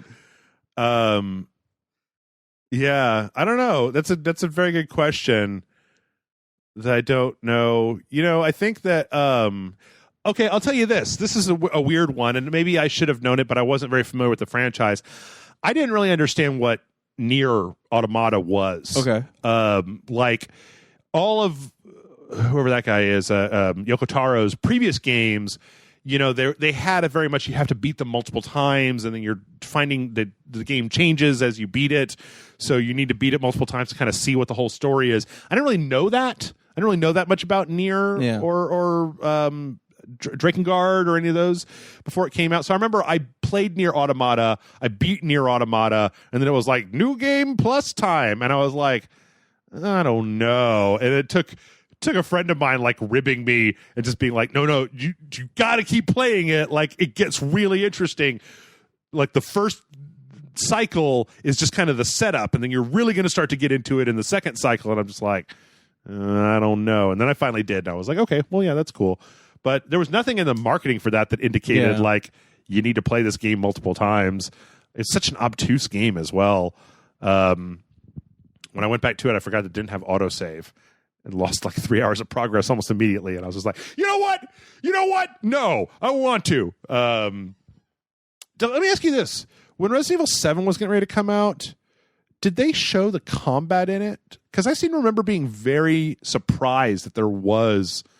Because like all the trailers I felt like for it were showing, like it made it look like PT, right? Yeah. But then you get a gun and there's enemies and you got to fight them. I mean, even the PT demo didn't really have combat.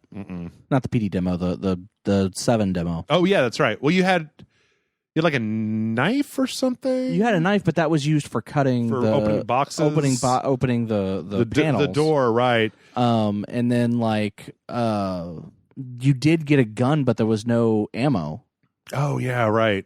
Yeah, that one was a little confusing. I wasn't entirely sure where they were going with that. I still love Resident Evil 7. It's a really good game. Yeah, it is a really good game. Yeah. All right. Let's see. Our next one comes in from Mauricio, who says, hey, Jeff John, Mauricio here once again. He's talking about, he starts off with saying it wasn't his intention to... because he wrote in about DMC on one of the shows when Michael and I were here, and I'm very pro DMC. Michael's very anti DMC. I did not know that about him. Oh, have you never seen Michael? Several years ago, did like some Let's Play stuff, like independent of any of this previous stuff. And the game that they started with was DMC, and he fucking hates that game. Oh, I did not know that. Oh man, yeah, because I fucking love that game. Yeah. So I think Mauricio here wrote in and basically was like, I thought DMC was pretty good. Why is everybody so mad? And I was just and then Michael's like, let me count the ways, right. Motherfucker. So he says, oh man, it wasn't my intention. It wasn't malicious or anything for my previous email, but I was crying so hard when you went on a 10-minute tangent about DMC before answering my question. It made my day. 2 short questions. 1, has there been a time that you've warned your friends/family about a bad game/movie/anime/etc., but they don't listen to you and they regret not listening to you later on? Like I'm trying to think. I have a sister. My sister and I have very different tastes, so it's not like, oh, you need to definitely not watch that new Russian action movie that came out. And she'd be like, okay, thanks. I wasn't planning on doing that in the first place. Yeah. I'm trying to think of games where I've been like, don't play it, and then nobody listens to me. But I mean, this whole website's kind of based on people regret not listening to me later on. Or me Homefront, maybe? Yeah. I think I told somebody not to play Homefront because it was garbage. Oh, it's so bad. The first one. The second one's even worse. Yeah, the second one was even worse. The second one's goddamn unplayable. Oh, it is. And then I think they played it and they were like, yeah, I know that was bad. It's funny. I actually told the only time that I can think of this, because I tend not to warn people away from. Okay, in my life, most people outside of like you, Michael, right? Most of the other people that I know aren't, Matt plays the occasional game, but Matt knows what Matt likes, right? Matt isn't just looking for like, I want to play a ninja game recently. You know any good ninja games? Like most of the people that I know, they play big AAA games, and they don't play. I don't get that question. The question to me is more like, hey, is that new X game any good? And for the most part, it's people asking about big AAA releases. I'm trying to think of like what the worst big AAA release, or but like when Chris comes over to record with me, like he will ask like, hey, can I borrow Doom? Was that Doom game any good? And I'll be like, oh hell yeah, it was. But he's never been like, is Destiny any good? I've really been thinking about playing Destiny, and I don't know. Usually I'm just recommending good stuff as opposed to warning people off. I mean, that's kind of what I try to do is I try to only recommend the good stuff. I mean, there's some stuff that I know that I dislike that I know other people really like. Yeah. Like comic books and things like that. So, sometimes I may like if someone goes, what do you think about this? I'll be honest. I'll be like, oh, I hated that. But it's generally considered to be pretty good. So, take that, take my opinion with a grain of salt, kind of thing. Or I'll be like, oh no, this is complete garbage. Or in some cases, like most people will consider this complete garbage, but I fucking love it, and let me tell you why. I feel like it's funny because I feel like if somebody came to me and they were like, hey, I've been thinking about playing that DMC game, should I play it? And I'd be like, well, have you played any other ones? They'd be like, no. And I'd be like, perfect, yeah, go play it. Like you have zero expectations. You can't even like compare it to any of the other games. Of course you should play it, and then go back and play all the other ones if you feel like it. I don't feel like I've ever warned people off games. Plus, I try not to just be back in the loading bar days. I feel like I was a little bit more like boo, but nowadays I kind of try to just be like, this was boring, this was bad, but let's talk about the good stuff. Let's spend time talking about good games and less time, So many people have made podcasts where they shit on the last season of Game of Thrones, and I'm just like, well, I thought it was okay, but like, I'd rather talk about how good I think X thing is than how bad I think Y thing is. Yeah. Because I'm just at a point in my life where like, there's always a bad thing I watched the latest season of Black Mirror, came out on Netflix yesterday.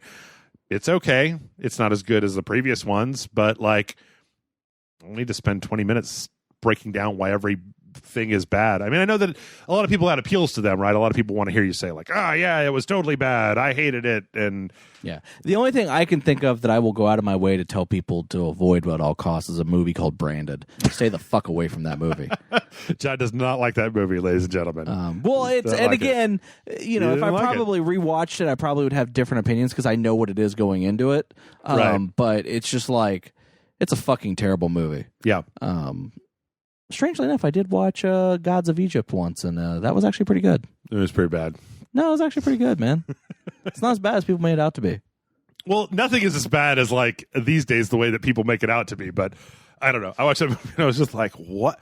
How did this happen? Oh, no, I agree with you. How? The entire time I'm like, how did this even get made into a thing? Yeah. But at the same time, I'm like, it's actually kind of fun. Yeah. It's kind of like a Prince of Persia, Sands of Time, or whatever Prince of Persia movie was. That was actually kind of fun. I didn't watch that movie either. I'm gonna die someday, and I don't want to look back and go. I'd rather rewatch. Like I just started watching Kill la Kill again because I'm just like, okay. I can't find a good anime that I like, and I got time to kill until My Hero Academia comes back on. You're like, I couldn't find a good anime that I like, and I had time to kill until I die. Right. Oh, actually, no, that's not true. That's not true because I was watching Kill la Kill, and then I went to go see what Trigger did, and they also did that Little Witch Academia show, and I watched like an episode and a half of that, and I think I'm gonna watch more of it. Like it's kind of got that wacky Trigger style, but it's kind of just Harry Potter and Girl Witch School, and I'm like, yeah, okay, sure.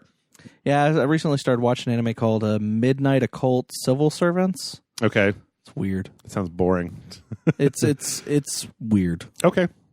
Also, he had a second question. What was the last time you had a conversation? What was the last time you had a conversation with a friend and then sidetracked to a different conversation and started a tangent that lasted for a good while before going back to the main conversation? This question. Yes. Thanks as always. Adios, guys. hope to hear your Game of Thrones spoiler podcast soon if you do one. I'm sorry I didn't even read that part of the question before I went off on that same tangent.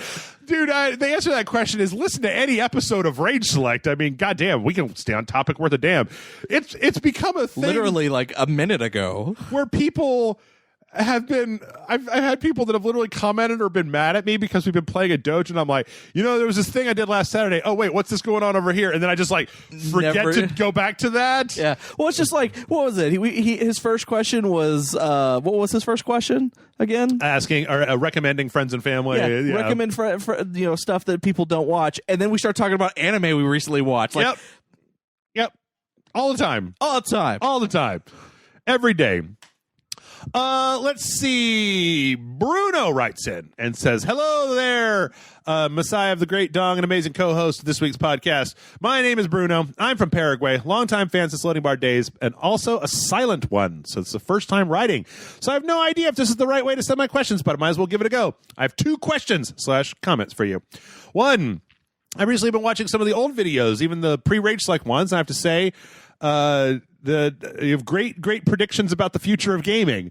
You actually got a lot of shit pretty spot on. The one I remember right now is when you were playing one of the God of War games and Jeff said, I would love to see Kratos take on Norse mythology or something along those lines. What a prediction! A lot of videos you said that the big one-player story-driven games would be less and less appealing to studios, which is also the reality back in 2011/2012. The question, do you have any predictions today about the future of gaming 8 to 10 years from now? And do you think that with God of War, The Last of Us, Spider-Man, upcoming EA's Jedi Fallen Order, etc., that a new dawn of, quote, big one-player story-driven games, unquote, is upon us? 2, I have to write my fucking thesis and I can't fucking do it. I get sucked into procrastination or other bullshit excuses. I loathe myself, but I still can't sit in front of my fucking computer and write at least 2 words. My question is, do you have any advice on how to start/finish something that you can't seem to put your mind to? I feel like we had this question last week, too. Hope my English was up to standard. Keep the amazing content and what you do when you can. The so beloved puppet intros.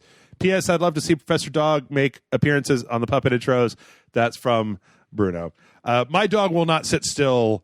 He also doesn't care. He doesn't care. It's like he's like, oh, you're doing stuff. I'll be in the other room. Yep. Also, if I was to put him on the couch, he would just lay down. Like he's go not to sleep. Yeah. He's not. He's not much of an acting dog. He's got that thing where when I try to take pictures of him, it's like he's doing something really good, and as soon as I pull my camera out real slow and point it at him, he decides to just turn around or do something different. Yeah, my dog does that. I don't know how he knows, but he knows. It'd be easier for me to put a picture of him into an intro, but yeah. What do you think the future of gaming is going to be like 8 to 10 years from now, John? Oh, let's see. I don't. Okay, we can suss a few things out. I think unfortunately, there's probably going to be more games of service. Yes, and probably more of them, and hopefully they will have figured it out by then, but I suspect that they won't, and that the people who like them will like them, and the people like myself who don't won't. Yeah. Yes, I definitely think that we're not bucking that trend, right? Okay, so in 10 years, we'll probably be in the middle of the next console's life cycle, right? So whatever Xbox and PlayStation do, maybe Stadia has their shit together. I think that within 8 to 10 years, we'll probably see another Nintendo console, or at least a hardware refresh on the Switch. The Switch is going so good for them right now, though, that I don't know if they will. It'd be interesting. I think 10 years from now, one thing I will say is I think we'll probably be fully discless. Like games won't be they'll be download only. I think that we're still going to be in the middle of the next console cycle because, well, let's see. It depends on whether we're talking about 8 or 10. At 10, yeah, we'll probably be on the cusp of another. We'll probably be at the very beginning of the console cycle after whatever comes next. Yeah. And I think that the next console generation is probably going to be the last set of ones. Or I like the idea that Microsoft put out there where you have an expensive console that has the hardware to play the games, and then you have a cheaper console that is made for streaming, right? Yeah. So that people who do want disc-based games can keep their disc-based games, but that they're going to make it cheaper and easier for people to have streamed or download only or just straight digital as opposed to having a disc. So yeah, I agree with that. I think so a lot of it depends on where we are internet infrastructure streaming wise. Yeah. I mean, everybody is pushing this streaming thing like Stadia. Yeah. I don't know if streaming is going to necessarily be it, but I do think digital is going to be where it's going to be, where you buy a game digitally, just like you are now, but there's not going to be a physical release in the store. Right. I do think within the next 10 years, if not less than that, that is going to be the norm. Or that it's like a small print runs of stuff. Yeah. I think we'll probably in 10 years be into the streaming thing. Yeah. Maybe not. I mean, maybe we won't. But again, Sony and Microsoft are working together to try to like suss out some of the technology behind this. Google is pushing it. Nintendo obviously has some of that shit going on in Japan. Like, I feel like we are on the cusp of, if we can just get some of the kinks out of the system, then we can totally have a discless streaming. Now, personally, I would love it if that technology, if we had the bandwidth, if we had the infrastructure to do it, that if that technology took over. I am a huge fan of the idea, and I always have been, of not having to have all of these big black boxes that I have all over my room here, right? Yeah. Is that if you could have your desktop computer streaming, right? So if you just had a tablet and all that was in that tablet was enough hardware to stream to a server and back fast enough to make it, and a Bluetooth chip to basically hook a keyboard and mouse to, it's like, well, then you don't have to have a PC.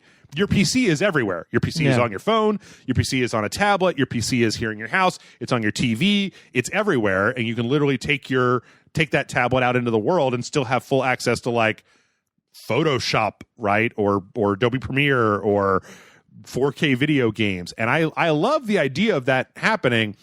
It's going to take some oomph, but I feel like we're more on the verge of that than we ever have been before. Yeah. I also think it would be great for VR, because if you could miniaturize processing all the way down to just a stream, if you could get it fast enough to do in real time, I feel like you could start to miniaturize some of these headsets to be a little bit smaller and a little bit. I mean, I love the. I really want one of the new Oculus Quest, where you like, it has the cameras, so it uses the cameras on the front of the Quest to set up your room scale. So you have room scale, but you don't have to have the lighthouses like the Vive has set up. I really like that as a technological idea.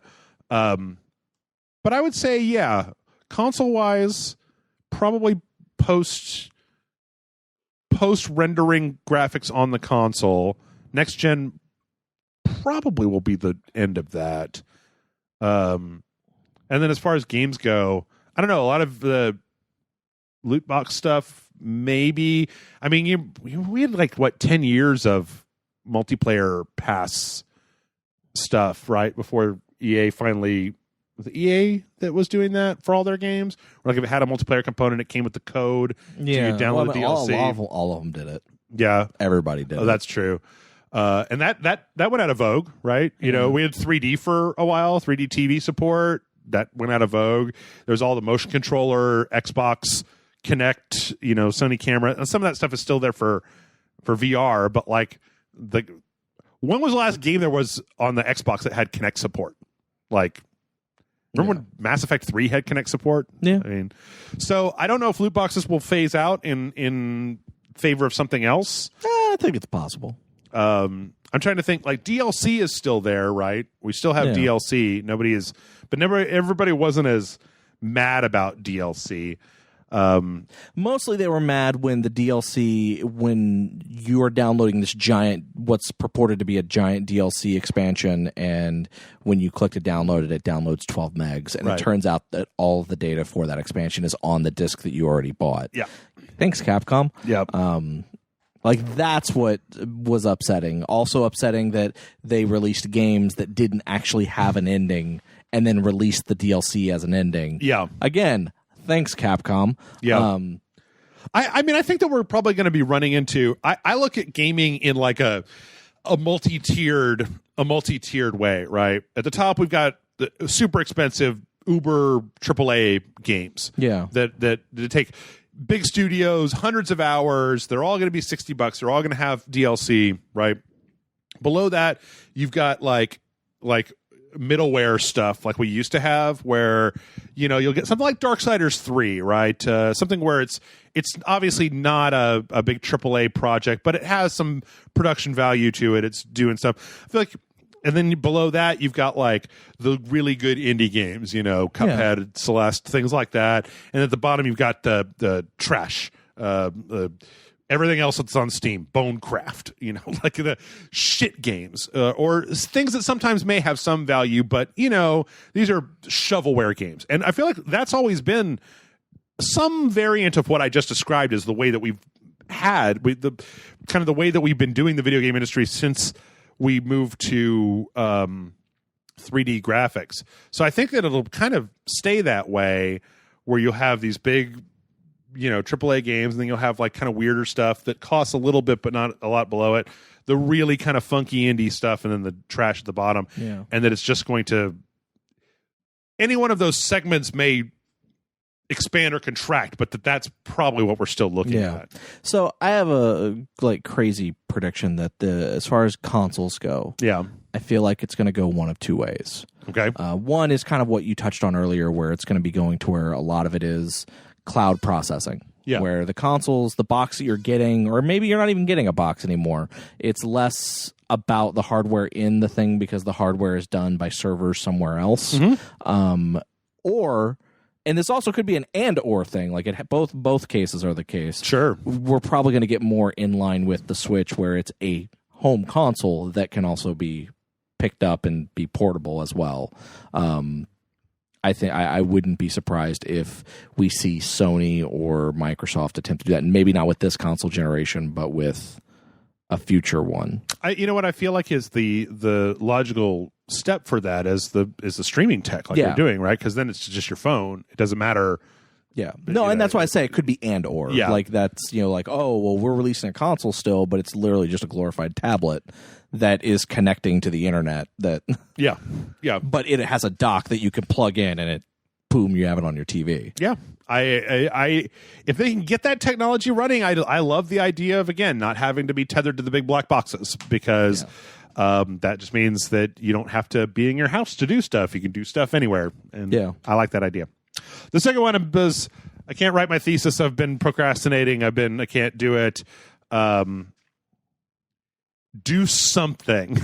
Do something that is similar but different to get your brain. Just do something like, if it's something you're supposed to be writing, write something else. Like take a break, write a story, just write stream of consciousness on a piece of paper, write just something else, and then come back to it. I would say if you don't want to start at the beginning, start writing the middle. That's also a good.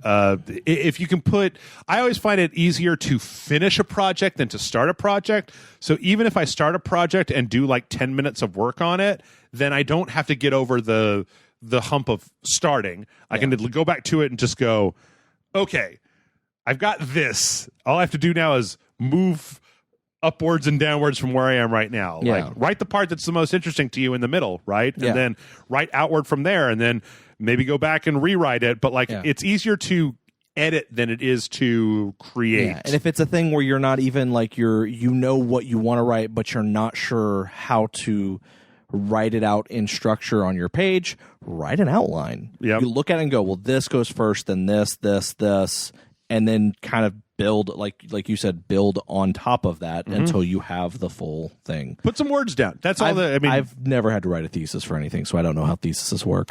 I've written. I used to write the blogs and stuff like that, and I find that it's. You know what? Every week I have to write the Patreon email, right? Yeah. And I find that if I open up a new Gmail thing, I put in the links to everything, and then I write in all caps, "Hello patrons!" ! And hit the return button. And if I could just do that, then I can at least start writing it, because there's something there to work with.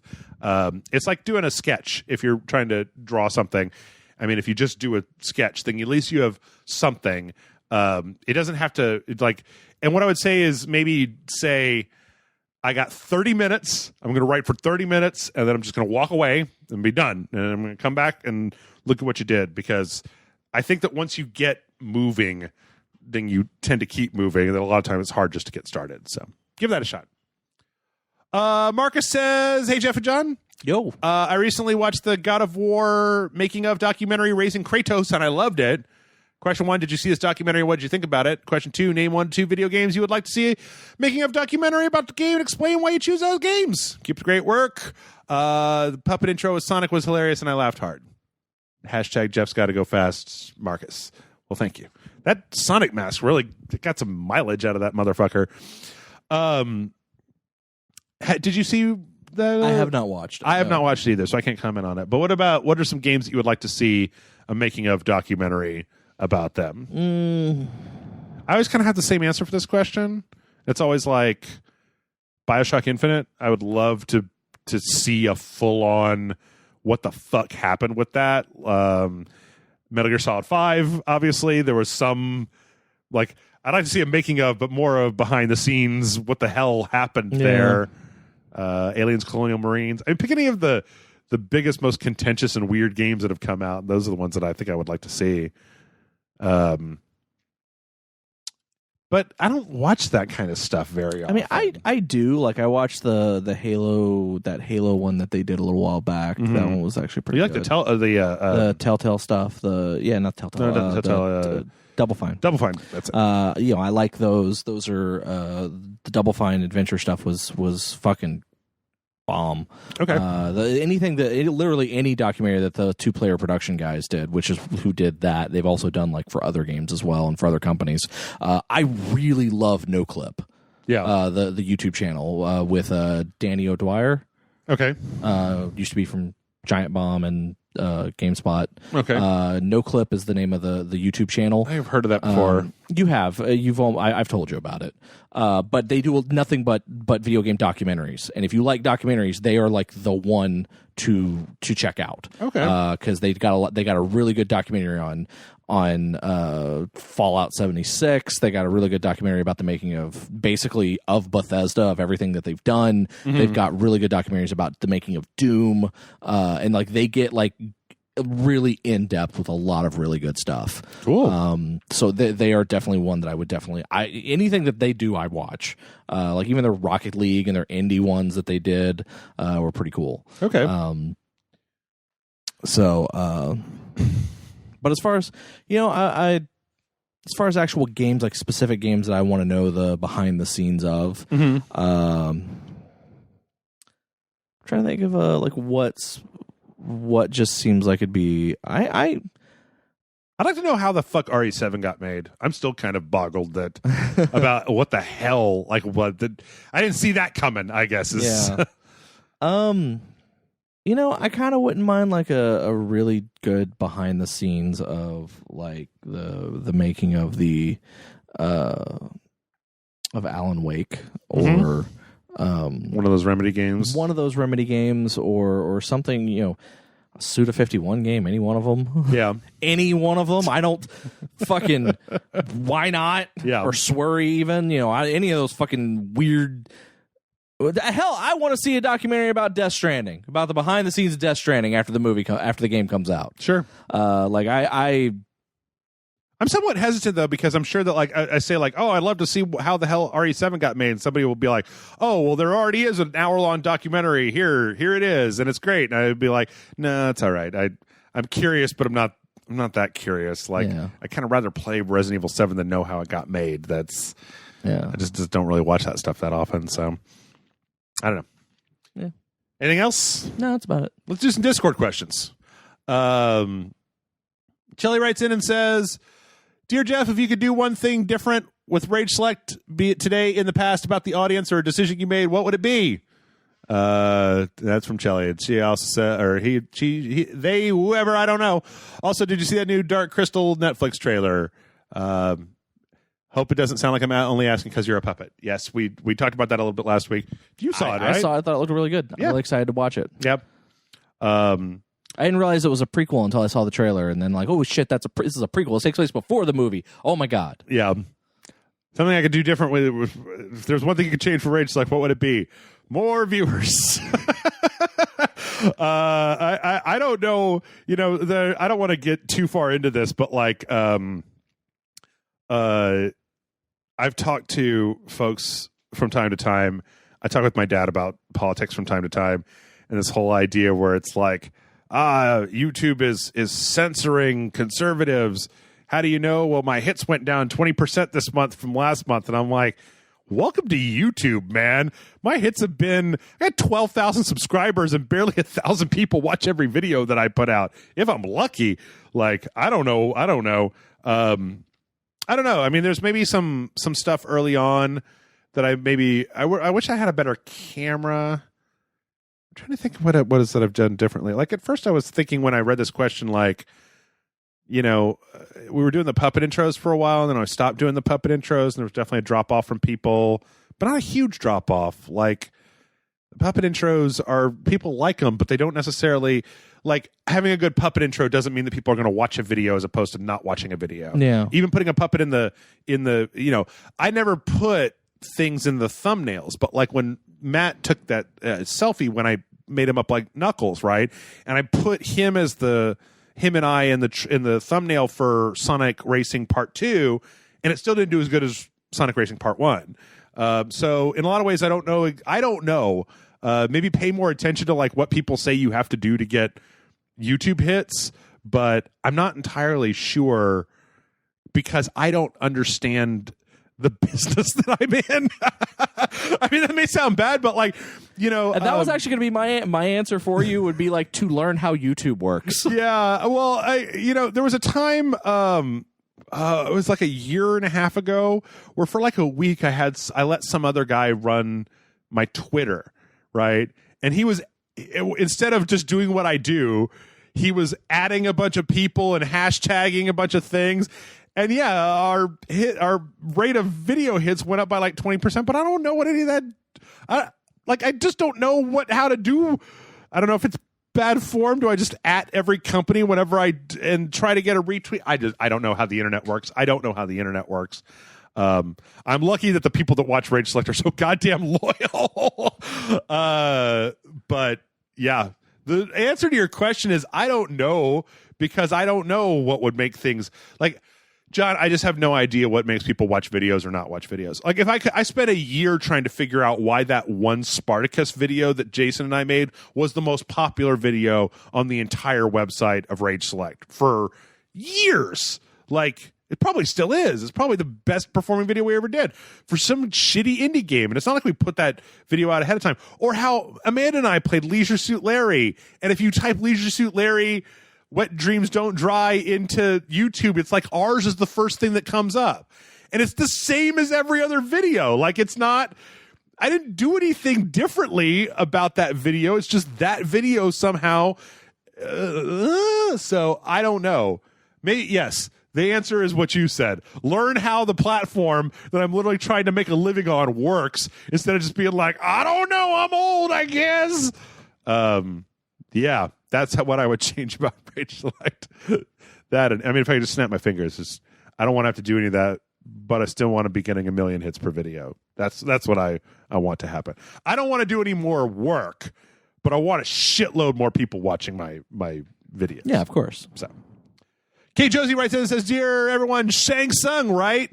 Serious question involving gaming goes, do you think this non-gaming state senator has the ability to pass his bill? Slippery slope arguments are fickle and awful fruitless. But do you think that this could be a step for the government to have the ability to regulate this form of free speech? I know this is a serious question, and you do politics often. On this show, but it's an important topic. Thank you so much. I'll try to have a not so serious question next week. I think, you know what? I think that they could get it passed. I agree. I don't think they'll enforce it. I think it'll be like a thing where they pass it and everybody pats themselves on the back, but then nobody actually enforces. Like the carding people to buy M-rated games at stores at Best Buy. Well, and what was that guy in California who wanted to make it like a crime to sell a game to an underage person, and that guy turned out to be like wrapped up in some arms dealing scam. Like it was like, what the fuck? I think they could. The question is whether they will.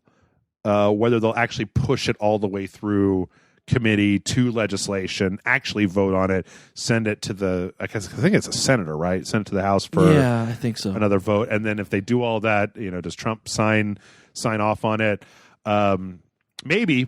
I was thinking about the other day, John. I mean, like, video games are still kind of this weird whipping boy scapegoat. Even though they've been around for so long, we've got so many examples of games that aren't just shooting people, that it's just, I got up on my high horse with this guy because it's like he doesn't play video games. His children don't play video games. He's just like, my constituents say that their kids spent too much money on loot boxes. It's like, well, did you do anything outside of being like, well, my constituents don't like loot boxes, let's outlaw loot boxes? And it's like, why? For the children. It's like, well, I get that, but there are already controls to keep that from happening. Like, this is the history of video game legislation, right?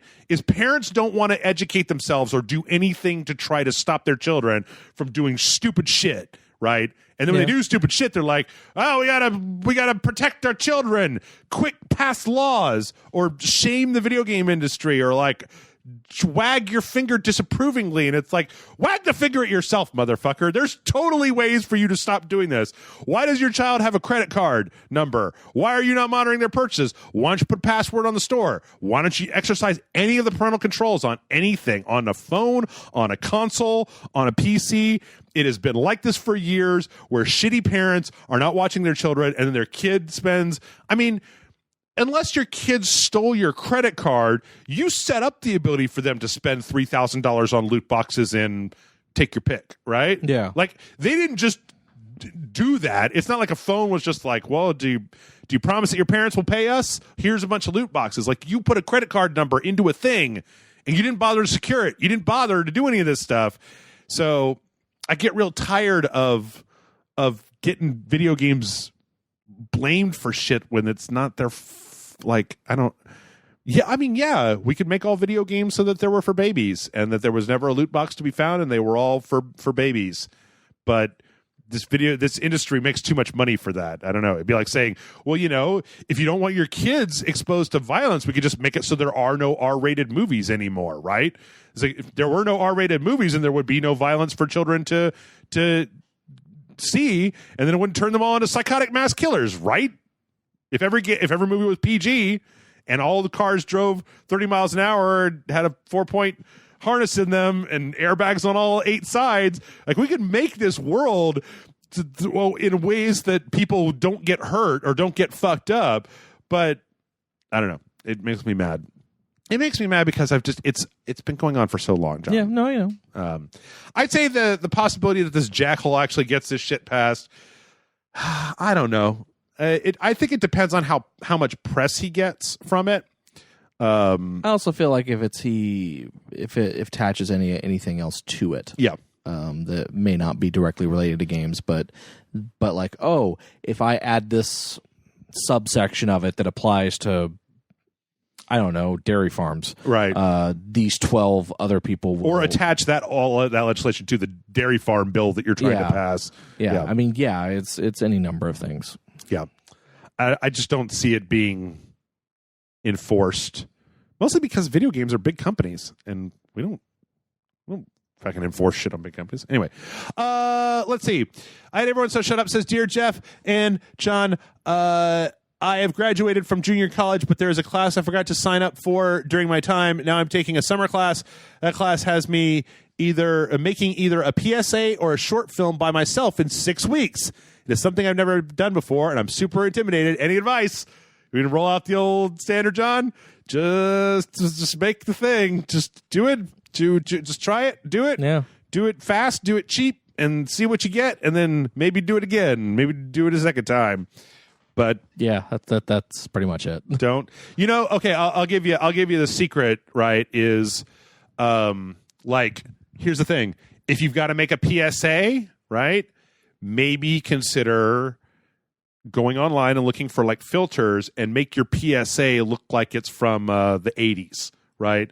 Because then if your acting is bad or if your blocking is kind of shitty or whatever, then it'll almost be like you did that on, like, your faults will be charming because you're imitating a time when things were crappier.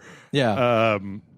That's what I would suggest is, like, if you're going to make a short film, maybe make like a horror film, right? So that if you can't get good actors and you've got really terrible actors, then it's like it's funny and cheesy as opposed to failing to be scary because you were trying to be like super serious about it. Sometimes you can bake in release valves to your stuff. Joe Jet writes in and says, hello, Rage Crew. A bit late to the party, but I recently finished Shovel Knight. It was a solid game all around, though I felt it was a bit overhyped. Bring that up to get to my question. Since I got played it nearly 4 years after its release, it came with the Spectre Knight and Plague Knight DLC. However, I didn't feel compelled to play them since it's mostly the same levels and boss fights with a different character text.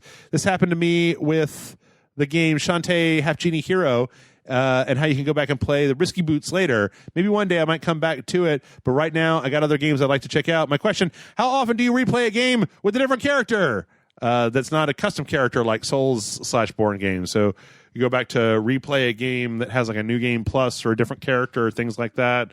It depends on the game. Yeah. I did it with Shovel Knight because honestly, Plague Knight and Spectre Knight are like way different than Shovel Knight. Like it's totally different mechanics, so I actually beat that game 3 times. I never went back. Did they release the King Knight? I think it did come out expansion. I don't know. It depends on what you mean. Like I would never like Resident Evil 2. When it first came out, the original Resident Evil 2, I only played it the one time. Yeah. The most recent version, I've only played it the one time. Like, I've never gone back and played it as both. I played it the first time, and then I cranked it down to easy to play the second story because I was like, yeah, fuck that.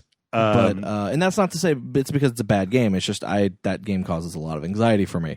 The remake. Yeah. And I don't know why it does, but like it causes anxiety that I'm not used to.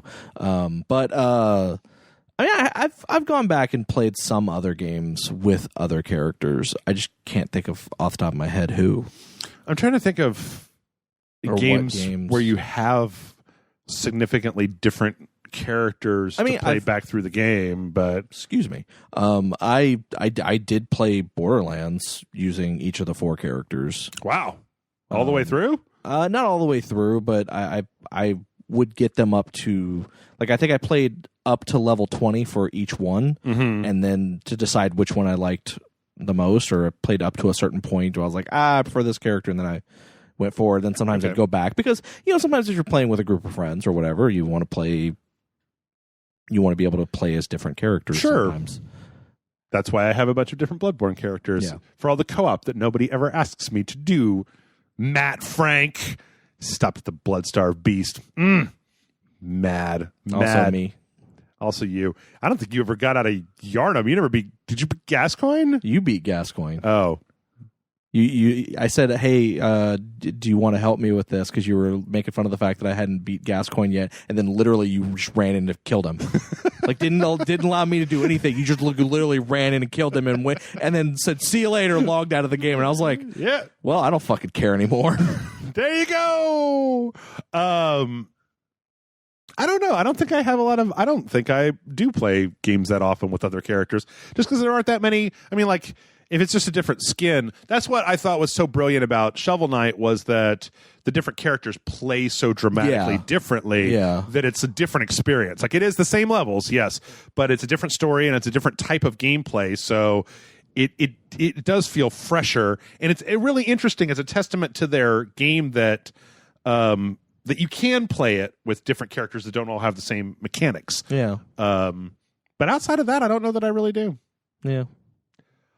John writes in and says, Dear Jeff and his way better looking co-host, we know this podcast is being recorded before E3, and by the time we all hear it, the press conferences will all have happened. Whose press conference are you most looking forward to, and why is it Devolver Digital?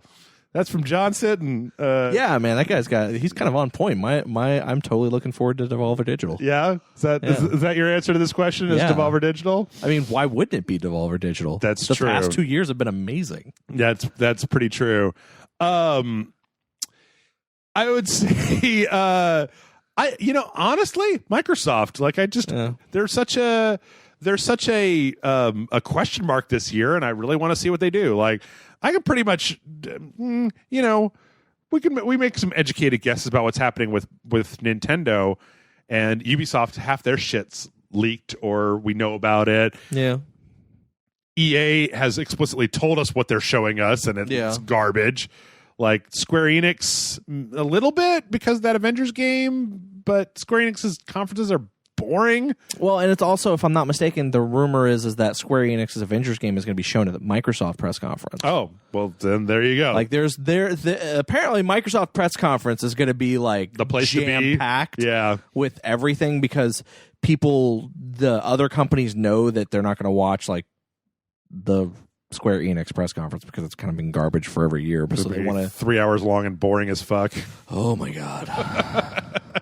There's also the kind of funny games. They're having a thing, and then there's are they? Yeah, they're doing another one. PC gaming show, which I always watch, and it's always kind of a. I'm so happy that that's happening on a Monday when I don't have to watch it live. Kind of a shit show, a little bit of a shit show.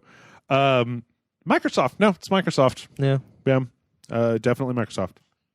All right, let's do a couple more of these, and then we'll get to fudge out of here. Let's see. This comes from no name. I'm gonna call you Brandon. Brandon writes in and says, "Hey Jeff and John, really liked you guys playing Trover. Did you call Justin Roiland and tell him to stop stealing your friends list? At this point, I'm expecting beatdowns by Matt, Chris." As the two dogs in the bad guy's eyes. I don't know. Did you watch that? Where I did. There's a guy named Jeff that called, and then Michael. And you had to go destroy Michael's house because Michael's an asshole. And I watched the first video, and then I watched about half of the Patreon video. It's pretty good. It wore on me pretty quickly. Okay. Like I at first I was like, yeah, this game seems like a lot of fun. I may actually go buy this. And then I got about halfway into the second video. I'm like, you know what? This is not as funny. Yeah. It's losing it for me. Yeah. I'm done. I guess it depends on how I find that rambly Justin Roiland thing to be pretty funny. I think it can be funny, but it just kind of, I don't know. It just kind of lost it for me after a few minutes. Anyway, Brandon goes on to say, anyway, did you or whoever is with you get into the Phoenix Saga when it was first happening? Maybe it's because I'm too young, but I've always found the Phoenix Saga stuff to be the most exasperating aspects of the X-Men since they constantly keep coming back to it. Does that original arc make the difference? Even the version in the 90s cartoon did nothing for me. So if you have any, what are your thoughts on the Phoenix Saga, supposedly the greatest X-Men story ever, as a story? Thanks. And that's from Brandon, that's not his actual name. So I have read the original Phoenix Saga. Mind you, I didn't read it when it was first coming out because I don't think I was old. It was like early 80s or something like that when it was happening. I don't think I was really into comics yet. But I have it. I like it. I don't think it's the best X-Men story. I mean, here's the thing. Part of what made it so legendary, I guess you could say, or mythic, or epic, was the fact that January through October 1980. Sorry. Yeah, 1980. 80. Yeah, I wasn't even born yet. Yeah, I was 2. But I mean, here's the thing: when you actually look at it, if you were to get the trade paperback and read it in collected form, right, that's not all of the story. Technically, that's the story that tells that part of it. But that is a build-up that was going on for years. Yeah. And it was something that it was literally someone pulling threads from stuff for a long time. It was Byrne, right? John Byrne? Yeah.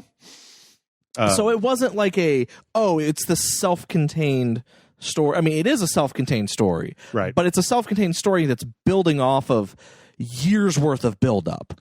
But then I feel like a lot of people also don't realize that then it goes on. And then it continues. You got Madeline Pryor, and who is she? Oh, I'm Jean Grey's clone. Well, she didn't even know she was Jean Grey's clone. Right. I'm not a clone. I just look exactly like your ex-girlfriend. And then 3 years later, Jean Grey comes back. Madeline Pryor's the Goblin Queen. Am I remembering that right? Yeah, no, you're right. Like, there's all this weird shit. I mean, it's a comic Claremont. books, right?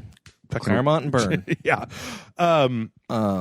It's, what it is though? It's like, okay, it was a big death. It was the first big death in X-Men. So if you go back to Spider-Man, you're going to find that Spider-Man has been screwing around with the death of Gwen Stacy for years and years and years. They keep coming back to that shit because it was like a pivotal moment. Or Jason Todd's death in Batman, right? When they kill off a big character like this, I feel like they just spend years and years and years going back to that well. Bucky from God damn. If you ever needed something to do in Captain America, is Bucky alive? No, he's not. Eventually, yes, he is. But like for years and years and years. And then the Phoenix, then it comes back and then it leaves and, Yeah, I do think it actually is a good story, though. I will say I do think it, because I have read it recently for reasons, surprisingly. I'm actually kind of surprised this question came up because it's actually something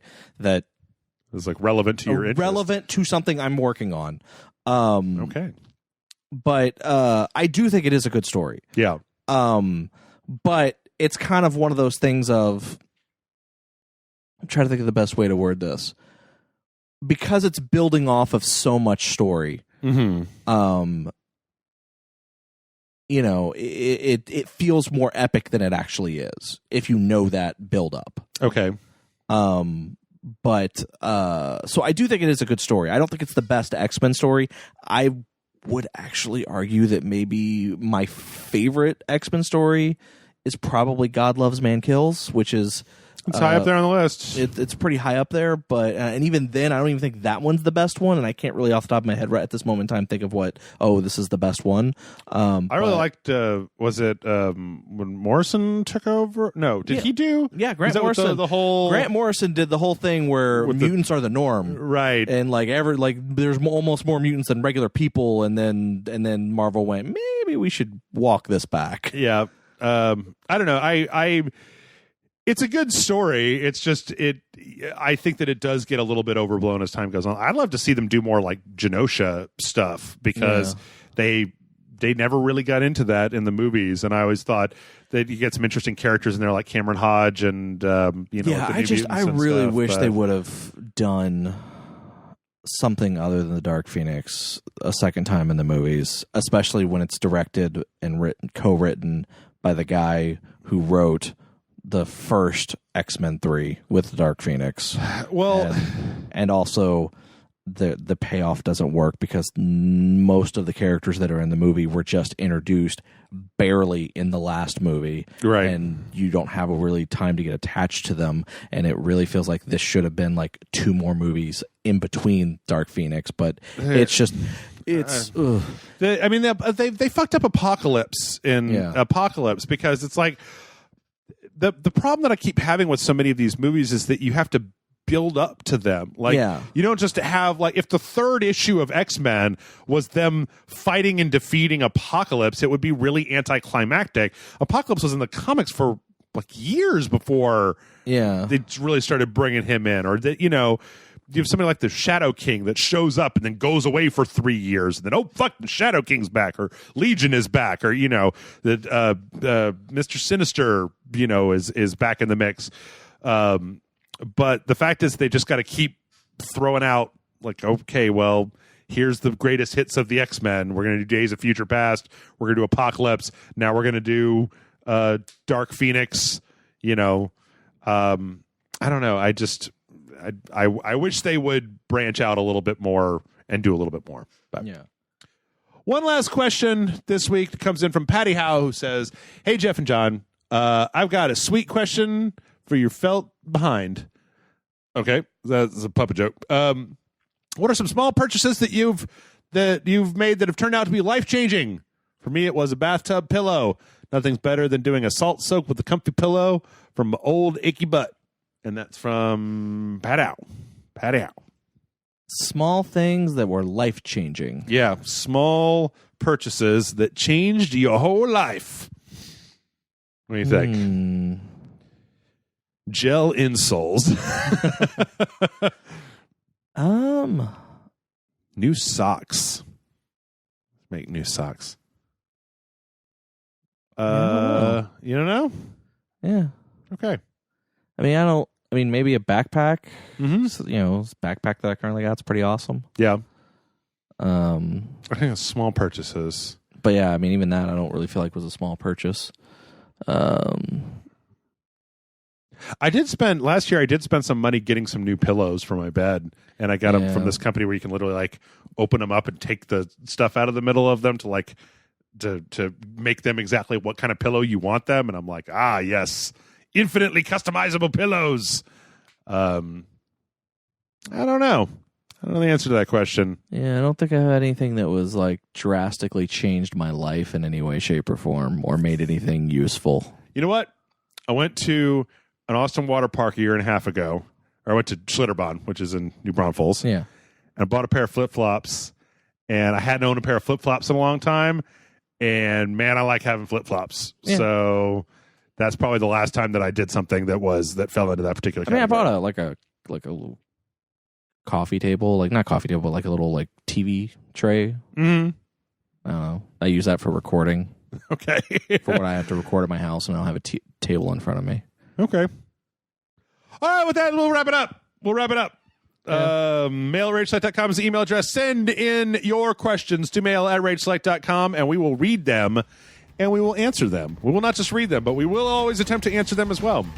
Did you got anything? No, not right now. Okay. And then that is our podcast for the week. Bye, everybody. Later.